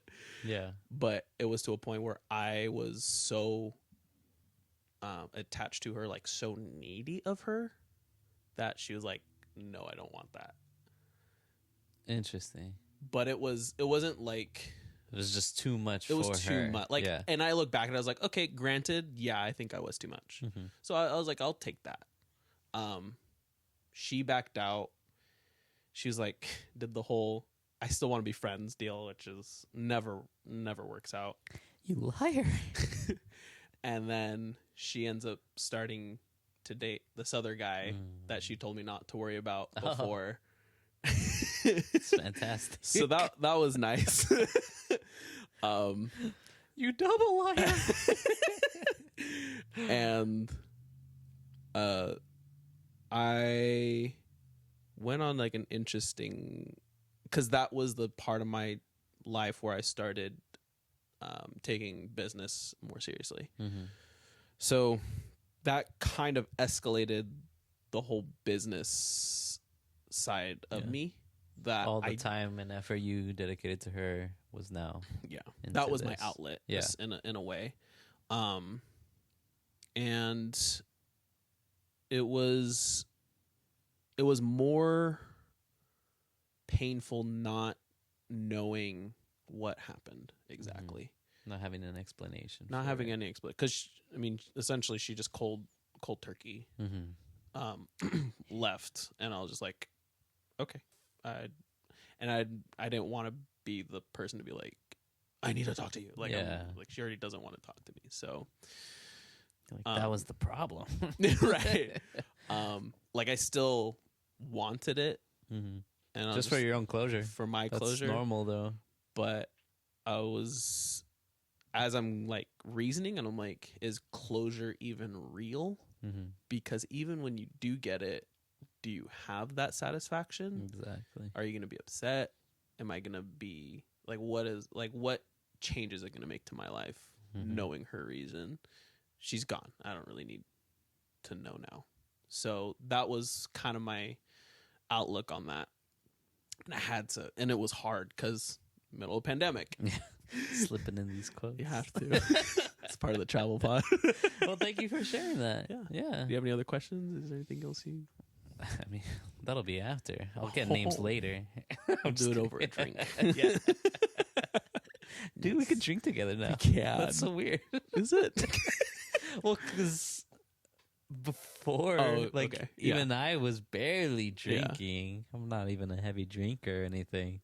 And you wouldn't be able to. Yeah. So it's like now that we could both hang out at a bar now is like something so weird to me. I still don't really like bars, but I'll still go. Yeah.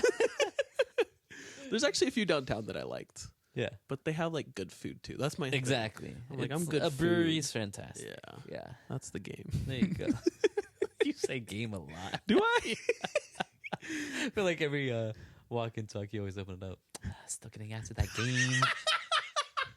Something about a game is always included. I'm like, he's playing it. He's playing it. I have the same Trying to get vernacular that for the high intro. score.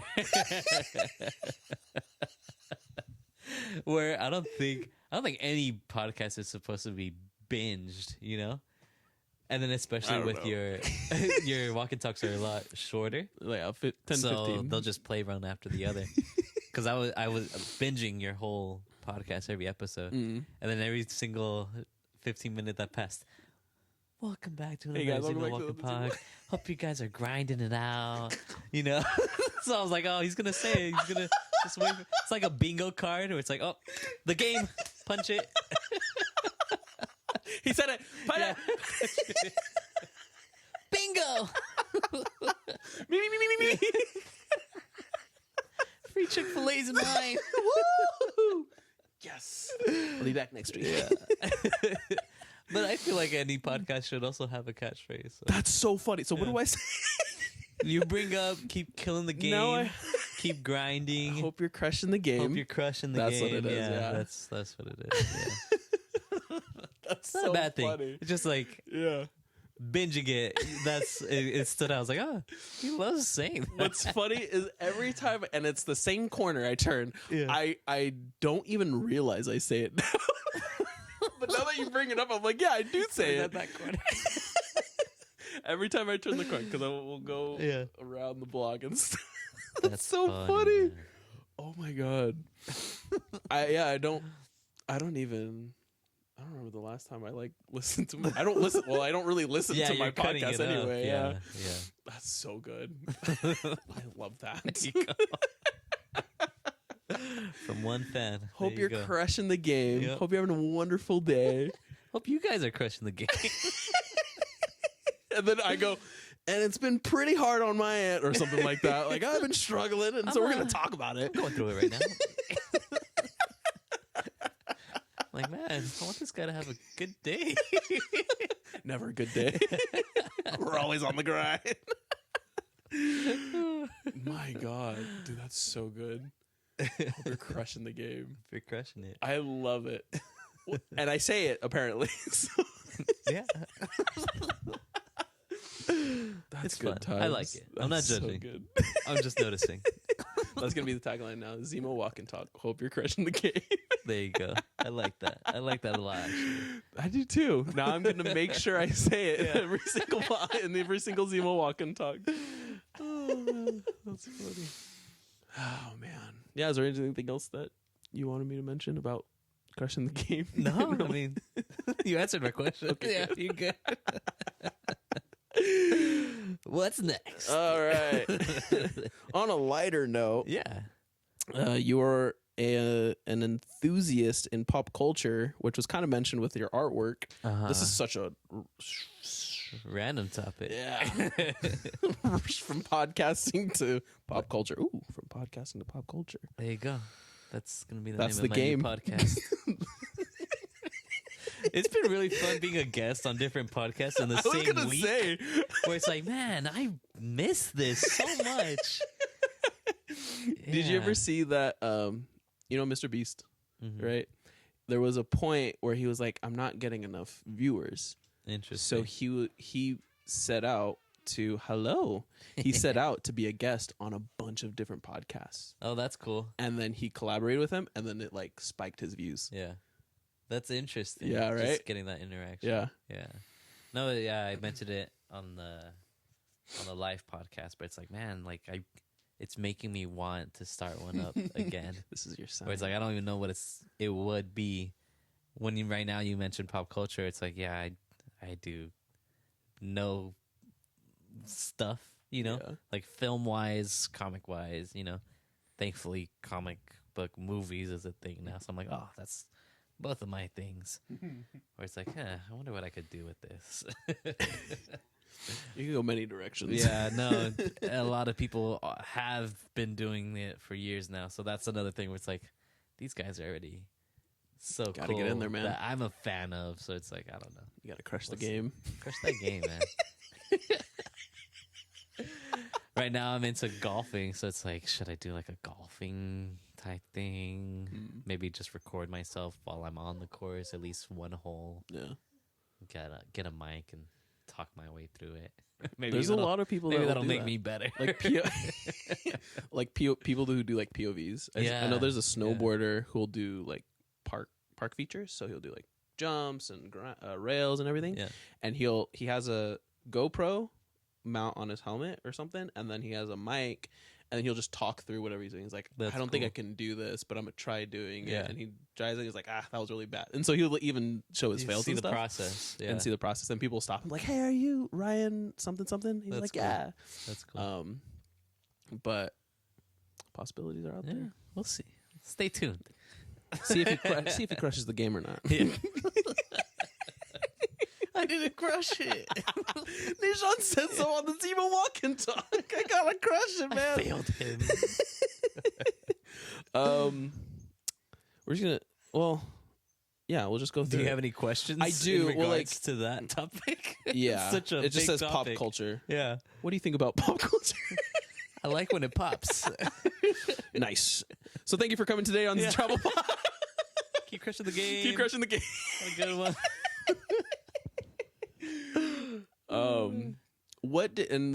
And I don't think I have ever had the chance to ask you this. Yeah. Did you grow up with Marvel or DC or both? I grew up with both. Okay.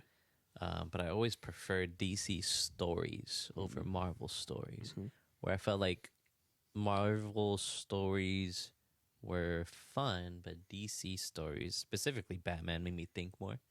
just because of the whole detective side of it, where it's like, oh, I love a crime thriller. You know, he's dealing with serial killers. So like people play up who the Joker is, like that guy's a murderer. You know, he shouldn't be your hero.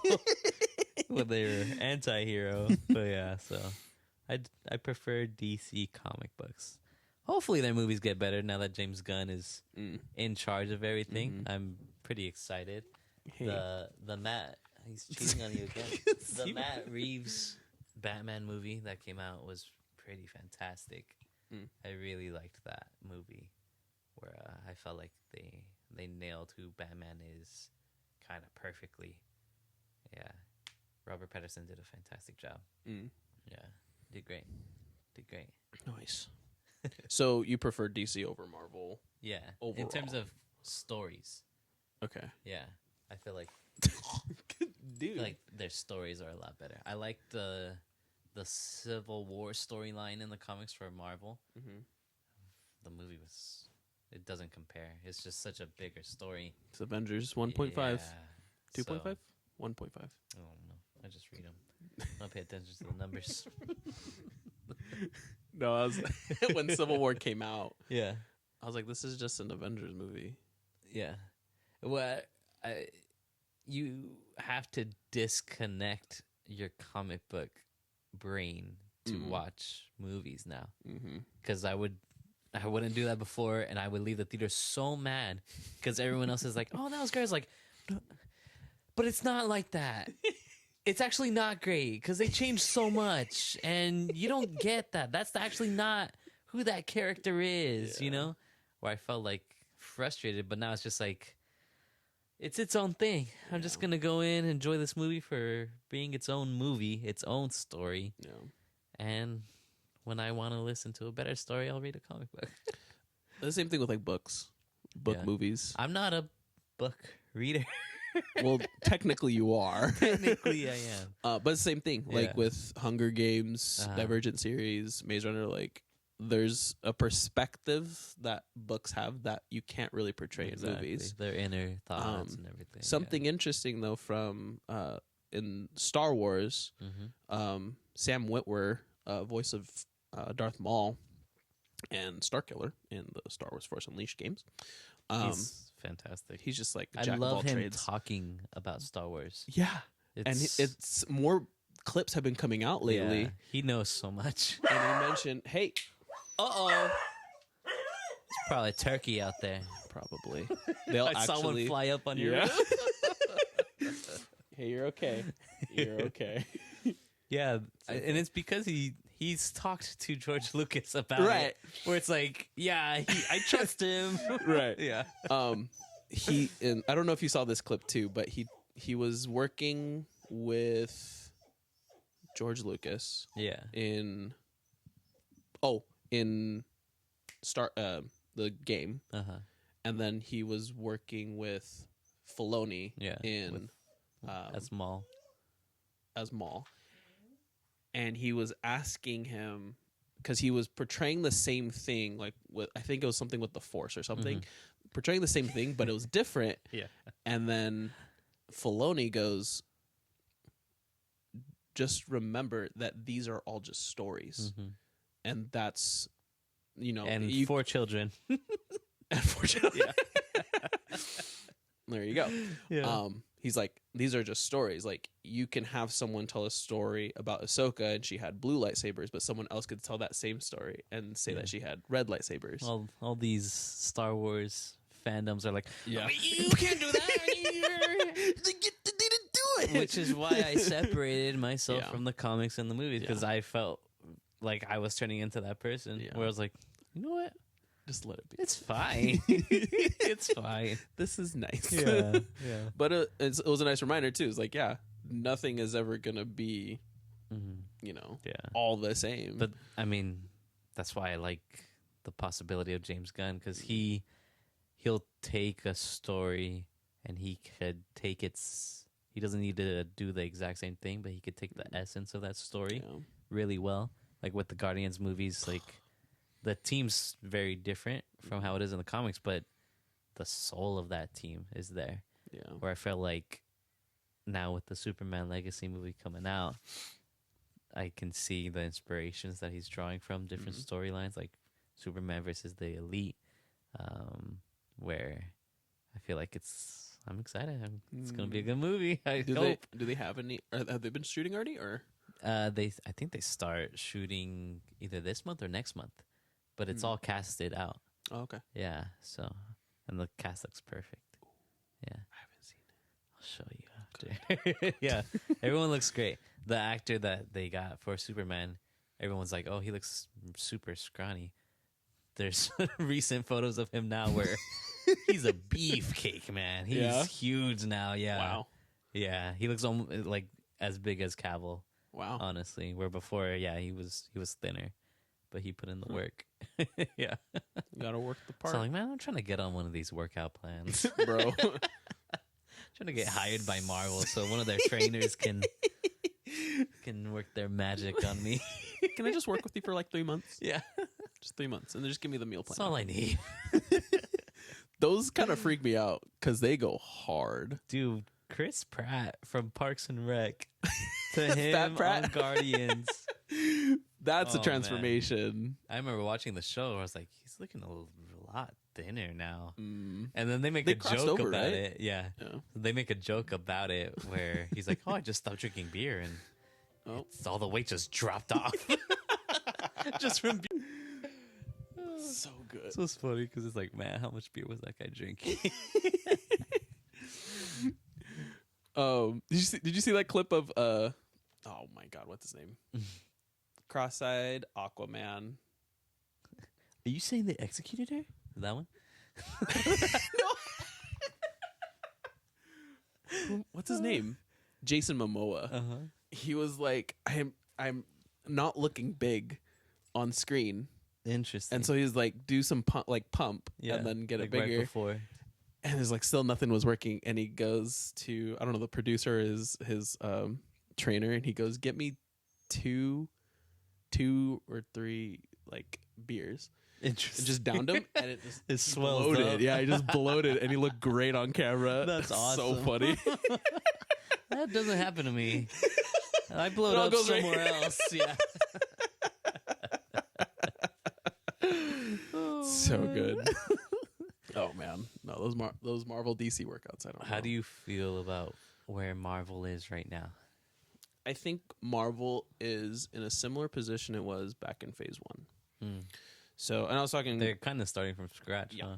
And I was talking to someone else about it, and it was like a lot of people are very upset with the movies that have been coming out recently. And then I was like, or we're just talking about it, and I'm like, well, they didn't really have a lot of great movies To in begin Phase with. 1. Yeah. So a lot of it is like comparing the end of what was the end of the Thanos or the Infinity Saga was Phase 4? Is that? Or was it Phase 2? Yeah, that was Phase Whatever 4. phase it was. A lot of people are comparing it to that. But I was like, well, it took 10 years Exactly. to build up to that. Yeah.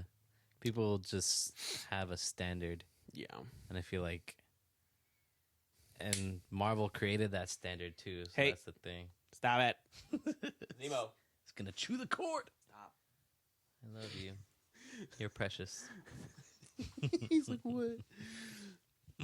Yeah, where I feel like fans expect a certain thing now, Right. but when they get the formula, they get mad and they Yeah. complain.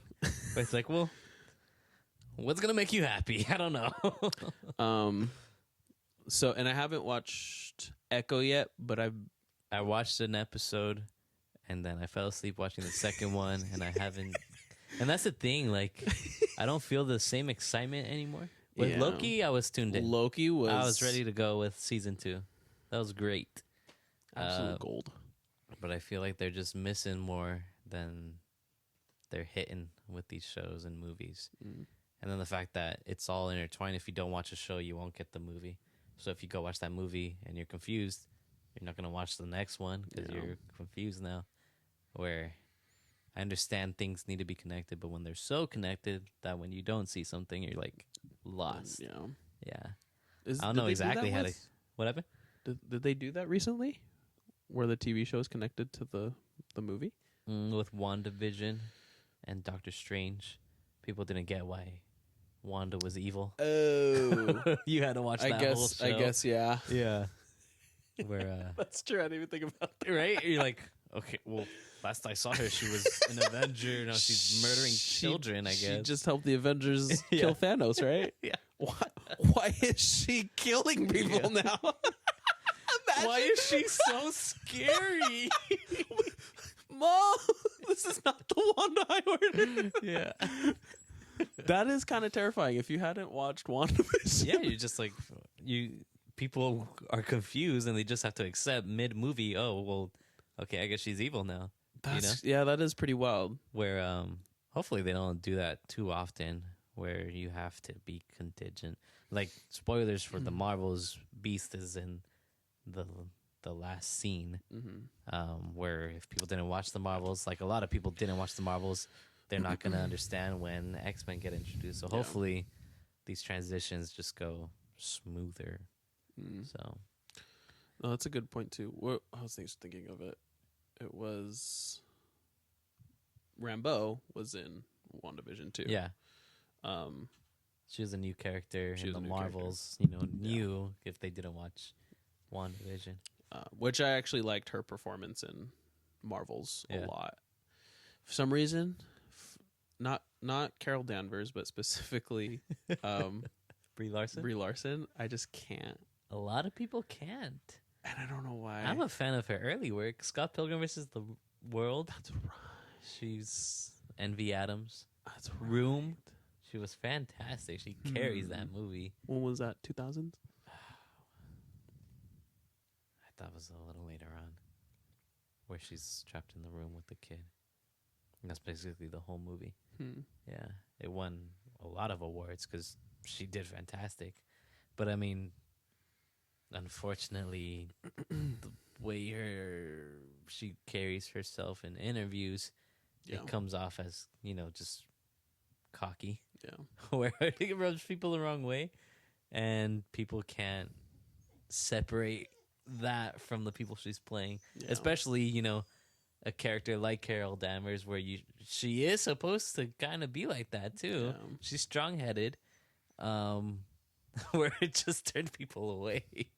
And I don't think anyone has seen Marvel. I haven't seen it. I think it's worse because the whole Marvel cast has that wittiness to them. Exactly. So when you see Brie Larson show up, you're just like, how is your dynamic like this within? And then during the interviews, it seems like they don't like her in person either. Right.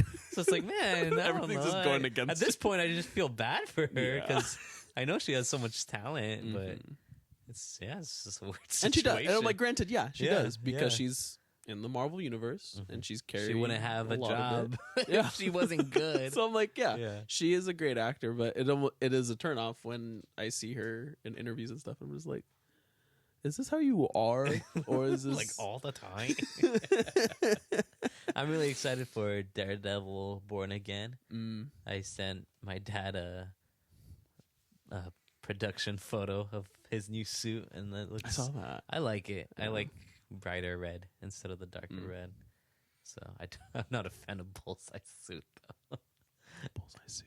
I didn't see Bullseye suit. I'll show you after. But yeah, so we'll see. We'll see. There's potential. That's the thing. Yeah. I mean, we trust Marvel as a brand because they've earned our trust. Yeah. So it's just keep swinging. Hopefully, Hope you hit some they're crushing some the zingers. game. Yeah, crush that game.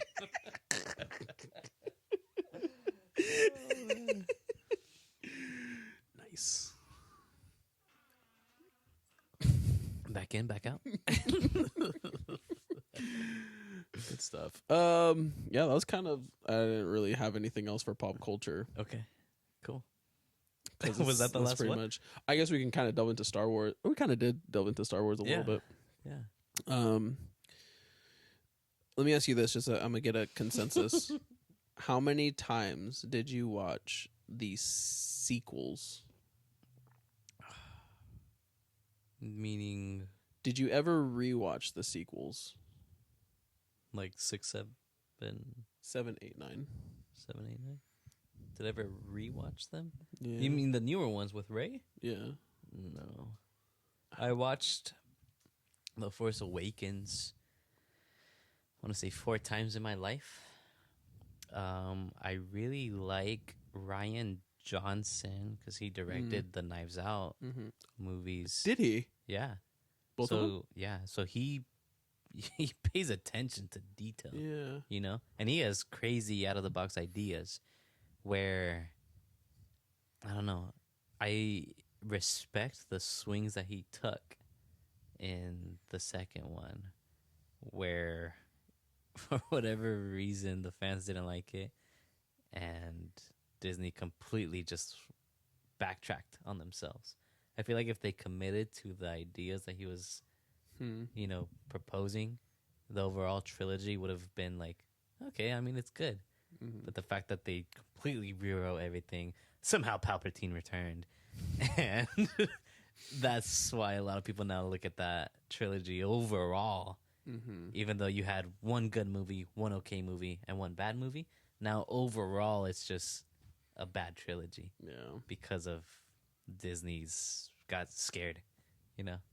They jumped the gun on it. That's an interesting It was wasted perspective. potential. Because, I mean, Yeah. Daisy Ridley, I think she's a fantastic actor. Yeah. Same. Adam Driver is a great actor. Very comedic, actually. Yeah. I like Oddly him enough. a lot. Yeah. But, like, he also takes his acting very seriously, which is funny. That he could be funny as well. Yeah, just a lot of John Boyega. He's great. He did a few stuff after too, and I can't think He of did it. Pacific Rim 2. He Pacific. actually just came out in a movie that's fantastic called Who Cloned Tyrone. It's out on Netflix right now with Jamie Foxx. And it's a cool concept. It's a cool concept. I won't spoil anything just because it is somewhat new. But yeah, he carries the movie, in my opinion. Where it's like, yeah, you had all these good actors, but you just wasted it. Yeah. Yeah. Mando V Movies does a rewrite of it. Of Where it's- the the sequels. whole trilogy. Cosmonaut also does a whole rewrite, and it's just like, yeah, just do that. Like, it's so simple. yeah. Star Wars should be so simple. Yeah. So this guy is gonna take down an empire. That's all it should be. When you start bringing we're gonna people use back miniatures. from the dead Yeah. and just stuff like that, it's like it gets so Oh, convoluted. that's what they're trying to do. Because Darth Maul came back. They're like, we can do that with Palpatine. Exactly. And the thing is, they saw that fans loved that he came back. So I think they're like, Darth they're going to Maul. love to see Palpatine No. again. But it's like, he came back off screen. Yeah. Like, what are you doing? Like, come on. Imagine if Darth Maul The came whole point of Imagine if Darth Maul came back. in the sequel. They love this. They'll love it again, right? the whole point of storytelling is to show, not tell. Yeah. And in that scene, they legit, the way they brought him back is they told us he just came back. Without any explanation, he literally says, They literally say Palpatine's somehow Palpatine has returned. And you're like, back. What? okay, yeah, as a moviegoer, I'm just supposed to accept that in 5 seconds and then move No. on with the plot? No reasoning. No. Yeah. No preempt whatsoever. I'm like, but how? And why? Like, it was crazy. It was an interesting experience. I remember for The Force Awakens, I know it was a big event. It was a new Star Wars movie. Yeah. I dressed up as Chewbacca. Oh. Yeah, and then when I came back, it's just like, man, you had a lot of potential. Yeah. It's that meme when you were so close to greatness. Yeah. So that was unfortunate. I do remember, like, there was a lot, because that was back in 16? Mm-hmm. 2016, something Yeah, like that. 2016. And it was a very It's a big deal. momentous. Yeah. Because it's like, we hadn't had a Star Wars movie in over 10 years? Almost 10 years? Yeah. I don't remember when. How Revenge great of is the Sith. episode 3? All right. How do you come back from that, honestly? You don't. Should have just erased it or Yeah. just started from scratch. You're done.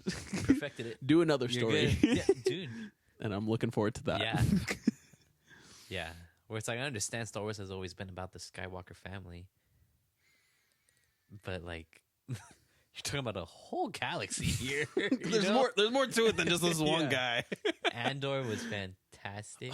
It's like, yeah, just give me random stories in the universe. Mm-hmm. People came for the main characters, but they love Star Wars because of the universe and the different ideas. It's endless. You remember the promiscuous part in Andor? The what part? The promiscuous. Promiscuous? What part? You see when she showed some skin. Who? Oh, what's her name? Blinking. What's her face? That she got like tortured. I forget her name now. It's been a while since I watched Andor. Huh? That's how they would torture people. It was like the screams, no? That they forced there? The drums? No, I'm trying to remember what happened in Andor. Oh, man. I don't know. You know what girl I'm talking about, right? Yeah. So in the beginning of the season, she took off her like blouse or something, but she was in the bedroom and it was like hid in the back. But but my uncle was like, he's like, what's going on? That's a lot of skin. She was still wearing something under. Back. Yeah. Oh, okay, yeah. Got you. I'm like, promiscuous scene. Like, what are you talking about? Like, but like for Star Wars, yeah, that's that true. was a pretty true. That was a pretty big step. Taking swings here. Andor was very enjoyable. That one I waited out until the whole thing came out. I should have done that. And I then hated waiting for the next week. But then people were like, "Did you watch Andor?" I was like, "I didn't yet. Yeah. Sorry." Like, give me a month and I'll say yes. No, I was very happy with Andor. Kehlani was actually watching it recently before he left, and I was like, I forgot that happened. Yeah. I mean, that moment right there, I forgot that scene was there. So I'm like, maybe I do have to rewatch that soon. Yes. Ahsoka. What'd you think of Ahsoka? Ooh, the thinker face. I unfortunately, the Mandalorian is, in my opinion, too connected to lore. Where before in the first season, I really enjoyed it for what it was, just a bounty hunter as its own, just going on different adventures. Oh, interesting. Okay. But now it's too connected to huge storylines. And I feel like, man, I just kind of want to go back to the good old days. Stories? Yeah, to just random bounty hunter stories. Well, now it's like, oh, no, we got the Darksaber, which is great seeing on screen, but it's like, I don't want him connected to that. And, stuff like that. C'est la vie. The show is what it is now. But with Ahsoka, I just wanted a personal story of Ahsoka. And that's not what I got. You got Rebels season. I got Rebels season 3. Season 3. Season 4, yeah. Or I was like, oh, okay. The show's it says Ahsoka, but it's not an Ahsoka show, in my opinion. No Sabine. Where I feel like my favorite episode was when she is in, that ether and Anakin's back, where people can say that was cameo-y, but I felt like that was the first time the episode actually focused on their main character, where maybe I'm too just character-oriented, where it's just like, I don't know, I watch a show because I'm invested in what's happening to the people in it. Yeah. That's why I watch anything, I want to be invested, I want to put myself in their shoes. Yeah. Where on that one, it was too like, oh yeah, remember this? We're going to bring that in. You remember that? We're going to bring that in too. Which was cool because I'm a fan. It's like, it's great seeing everyone again. Yeah. But it's like, man, I still feel a longing for just an Ahsoka show. Yeah. So I liked it. Well, I liked it. It's fair because Mandalorian, you're following now I'm blanking on their names. You're following him throughout the whole series. Andor, you're following Cassian throughout that whole series. Yeah.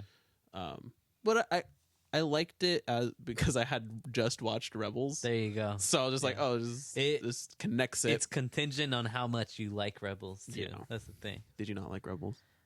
You can be honest. I watched it because I knew I needed to watch it for Ahsoka.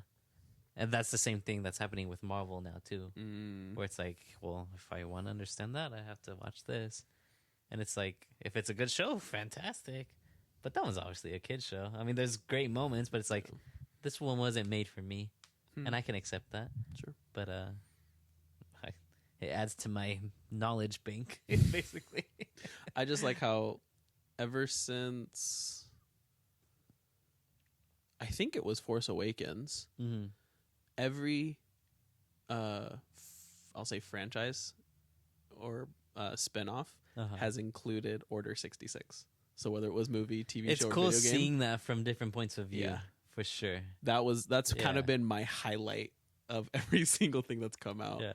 There's got to be an edit somewhere on YouTube where it's like All of them at once. in chronological order too, Mm. where it's like you get the full scope of everything. Mm. Yeah, that is cool. Yeah, I like Dave Filoni. I like what he's doing with Star Wars, where it's like same thing with Marvel. Some things I don't like as much, but overall, I'm enjoying the ride. Yeah. Yeah, big time. We're probably going to get something really good because we haven't really had anything like. Like this year for Marvel, they're only releasing Deadpool. That's it in terms of movies. Yeah. That's the first time that's happened in years too, where they only come out with one movie. Where it's like it's cool because that's something that you look forward to, and after you watch it, it's like okay, you build up that wait and anticipation for the next one for next year instead of just being Month after month, overloaded. yeah. Yeah.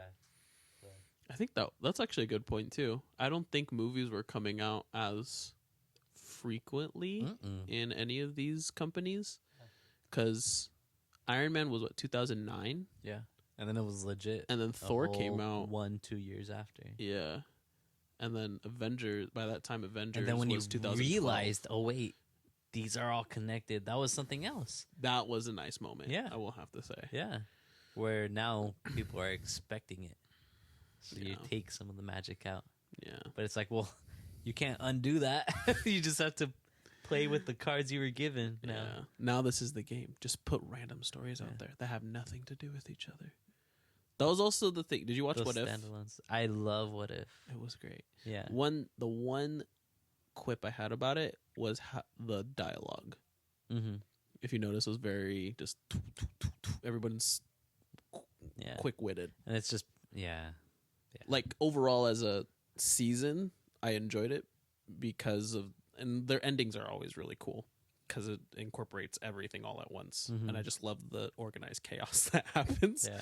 And that's just, I feel like it feels like that because there is so much of a formula where they want that show to also feel like Marvel, and Marvel's dialogue is formulaic, where it's like, well, how can people know that this is a Marvel show?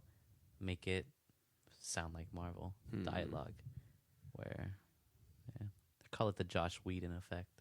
Josh Whedon. The Josh Whedon effect, yeah, where he incorporated that type of dialogue in Avengers, and it works because that was the He's a first screenwriter? time he was the director. Of Avengers? Mm-hmm. Oh, okay. I was Yeah. always trying to remember his name. There you go.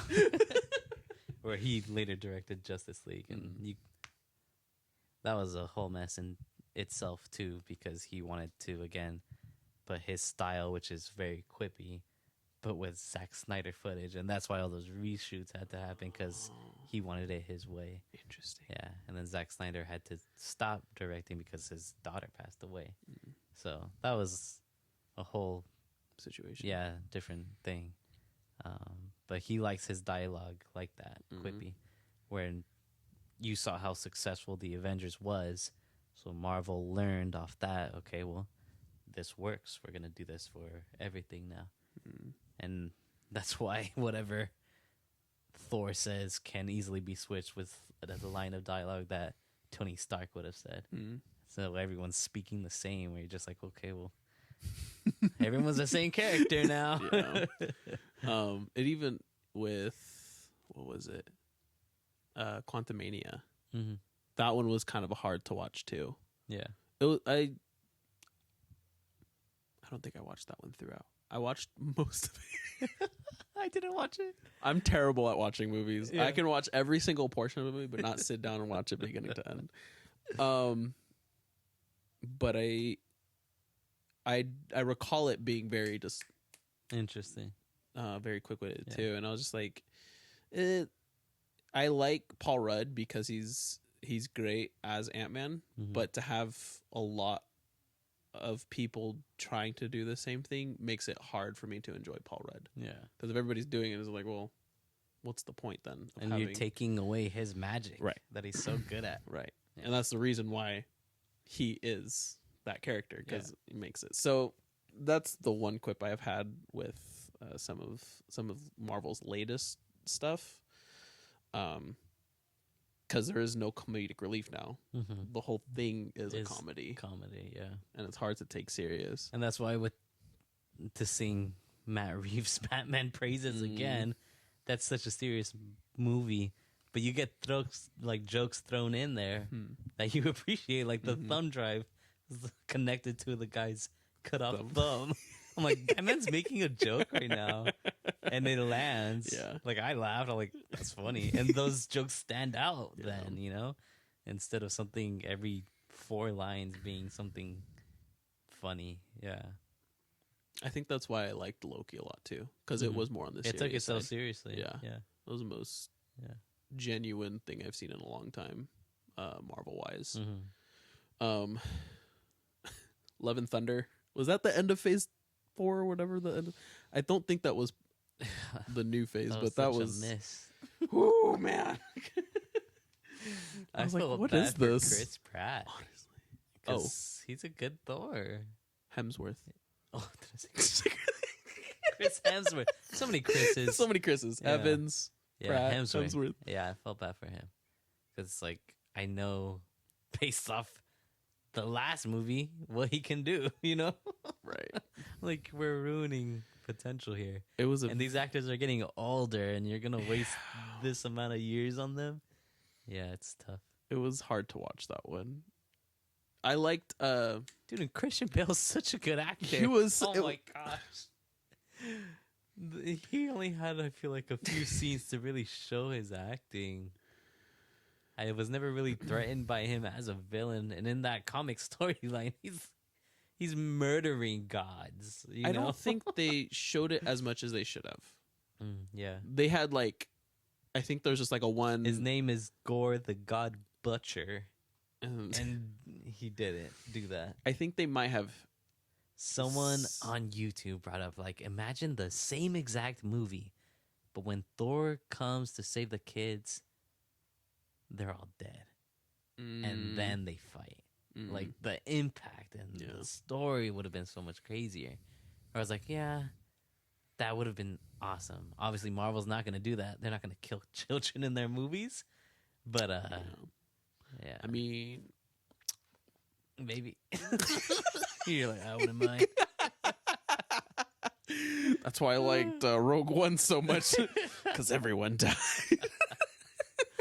Crazy ending, man. I love that they don't kiss at the end. I love how it's just a hug, a moment between two people knowing that nice. they're about to die. Yeah, yeah. I hate movies with forced romances. It's crazy. What a time we live in. But what a time! If you told me all those years back when I was reading comic books, you're gonna get these movies, and everyone's gonna know the knowledge that you have now is gonna come in handy in the future. All this seemingly useless knowledge you have right now is actually going to be put to use. It's gonna be in a few segment years. on a podcast called Pop Culture.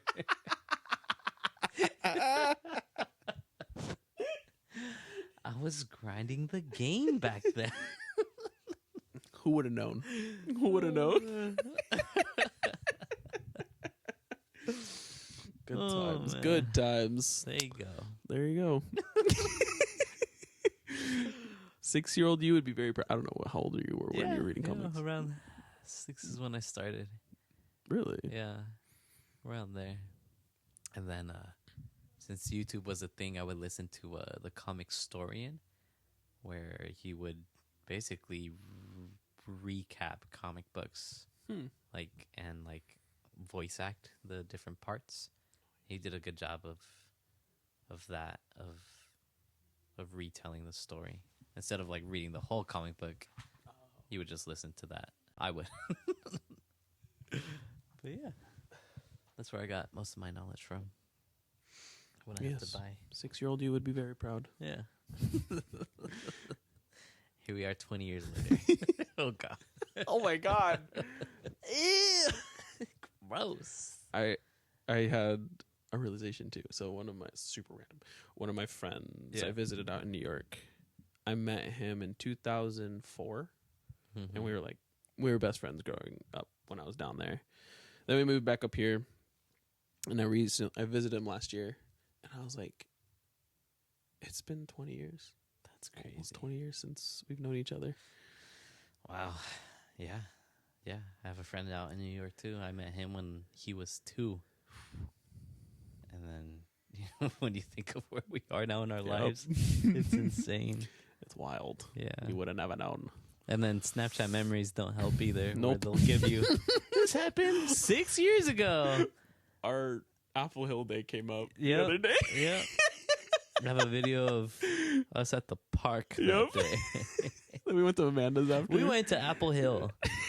And it was closed. Oh, that's right. That's why we left. I was like, why did we leave so So we had to leave early, and we went to a park to fill in And then we the went. time. No, we went to. And then we went to, we saw a Went to a movie, movie. and then the park, Park. and then we went to Sabito's house. Because I think she needed a babysitter I think so. because she was going out. That's so funny. A random turn of events that day. It was very. I think that was like one of the first times I think I got to hang out with you and Leslie. Yeah. I feel like I might be lying, but that's one of the only Remember real. you took Polaroids of us Mhm. that day that we still have, so that was cool. Yeah, capturing that moment. It was nice. Kalani's with us. Rachel's Mhm. with us. I remember us being in the back seat of your old car. You don't still have it. You don't have it anymore, do you? Which one? The Mazda. Yeah, I still have You a still Fonda. have it. La Yeah. Fonda. I still have. Doesn't smell like memories. McDonald's and lavender anymore. Sad. Yeah. I had a whiff of it the other day though. Really? I was like, that smelled like La Fonda. And someone's like, who's La Fonda? I go, don't worry about it. You wouldn't understand. You wouldn't get it. Oh my god. Good times with La Fonda. Yes, Let me sir. tell you. Jeez. Yeah, she's out there. She's still getting me from point A to point B. Lovely. Yeah. I appreciate her. I bet you do. It's time for a new car. I was about to say. She's done her time. Yeah. Served her Put in purpose. her work, man.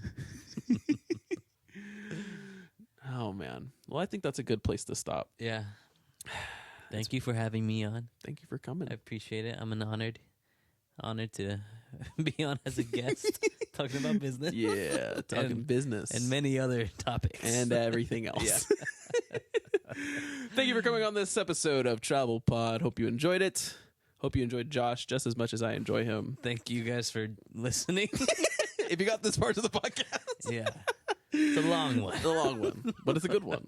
We'll have to split it up because I realized that the app I used a host for the podcast. Yeah. It only can post up to a certain amount. So Gotcha. it's like an hour and a half, I think. Two-parter, boys. This is gonna and be a cool girls. part. You know what I'm saying? Anyway, I hope you have a wonderful rest of your day, morning, evening, whenever you're watching this, wherever you are. The question of the day was supposed to be sent in by our very own Kehlani Kweepa. But Oh, really? oh, wait. Did he send it? He said, yeah. He said, I don't know what to ask him. I told him to record the question of the day and see if you. Gotcha. We're Well, here. that's fun. Let me see if I can call him.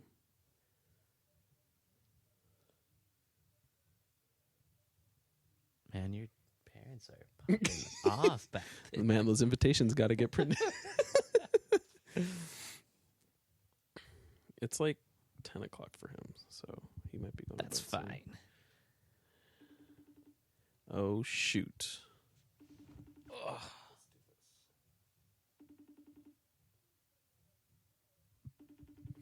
He'll text you. I can't talk right now. Oh. I just said FaceTime, and he said yes. Oh, there And you now go. he's not picking up. He's a liar. Liar. Your mother's a liar. lost feeling in my foot. There's the boy. There he is. Hey, cutie. I miss you. We're at the end of it. We're wrapping We're it wrapping it up. up. So what's the question of the day? Oh, perfect. Let's see. The question of the day is, let's see here. Sorry, I just woke up. Oh, is it 10 o'clock? Oh, it's 10 a.m. Oh. When you said 10, I thought PM. I was like, oh, that's fine. I thought so too. Let's see. It's his sleepy brain.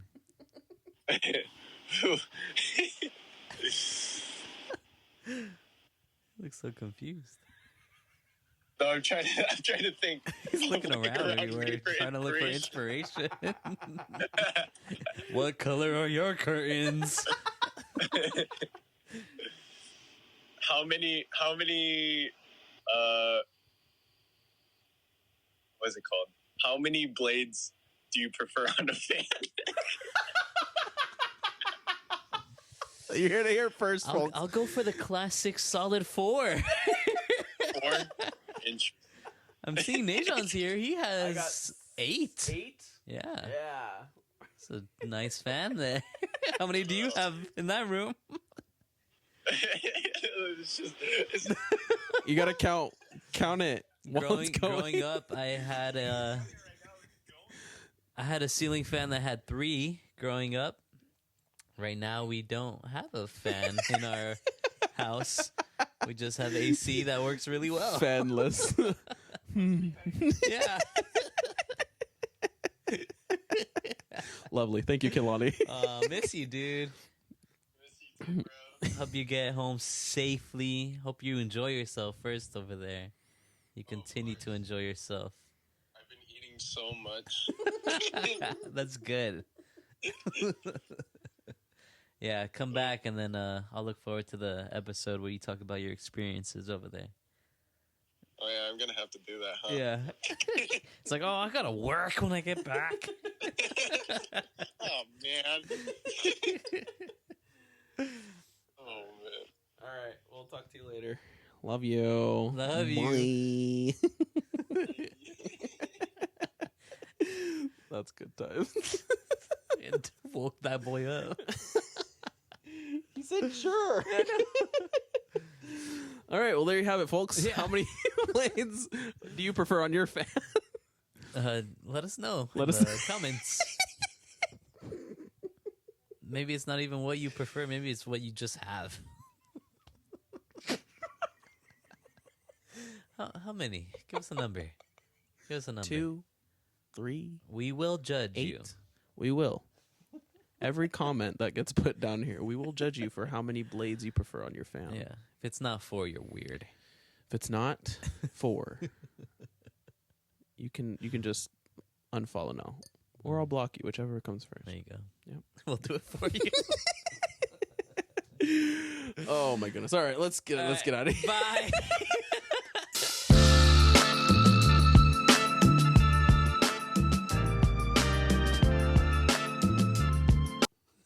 It's like, you fool! Take me outside to pee. It's like, yeah, I've only been asking for 30 minutes. Oh, look how ready he is. We'll be right back after this Zemo Walk and Talk. Sponsor yourself. We'll be back. So how are you guys enjoying this podcast? Oh, nice. Wait, what do you mean you didn't like that part? He wasn't talking too much. Oh, yeah, I get that. I get that part. Cool. Cool. No, I'm just... No, that'll be after. That'll be after. Don't worry. Yeah, I think so. He said he was going to feed me. We'll see. I have too much fun by myself.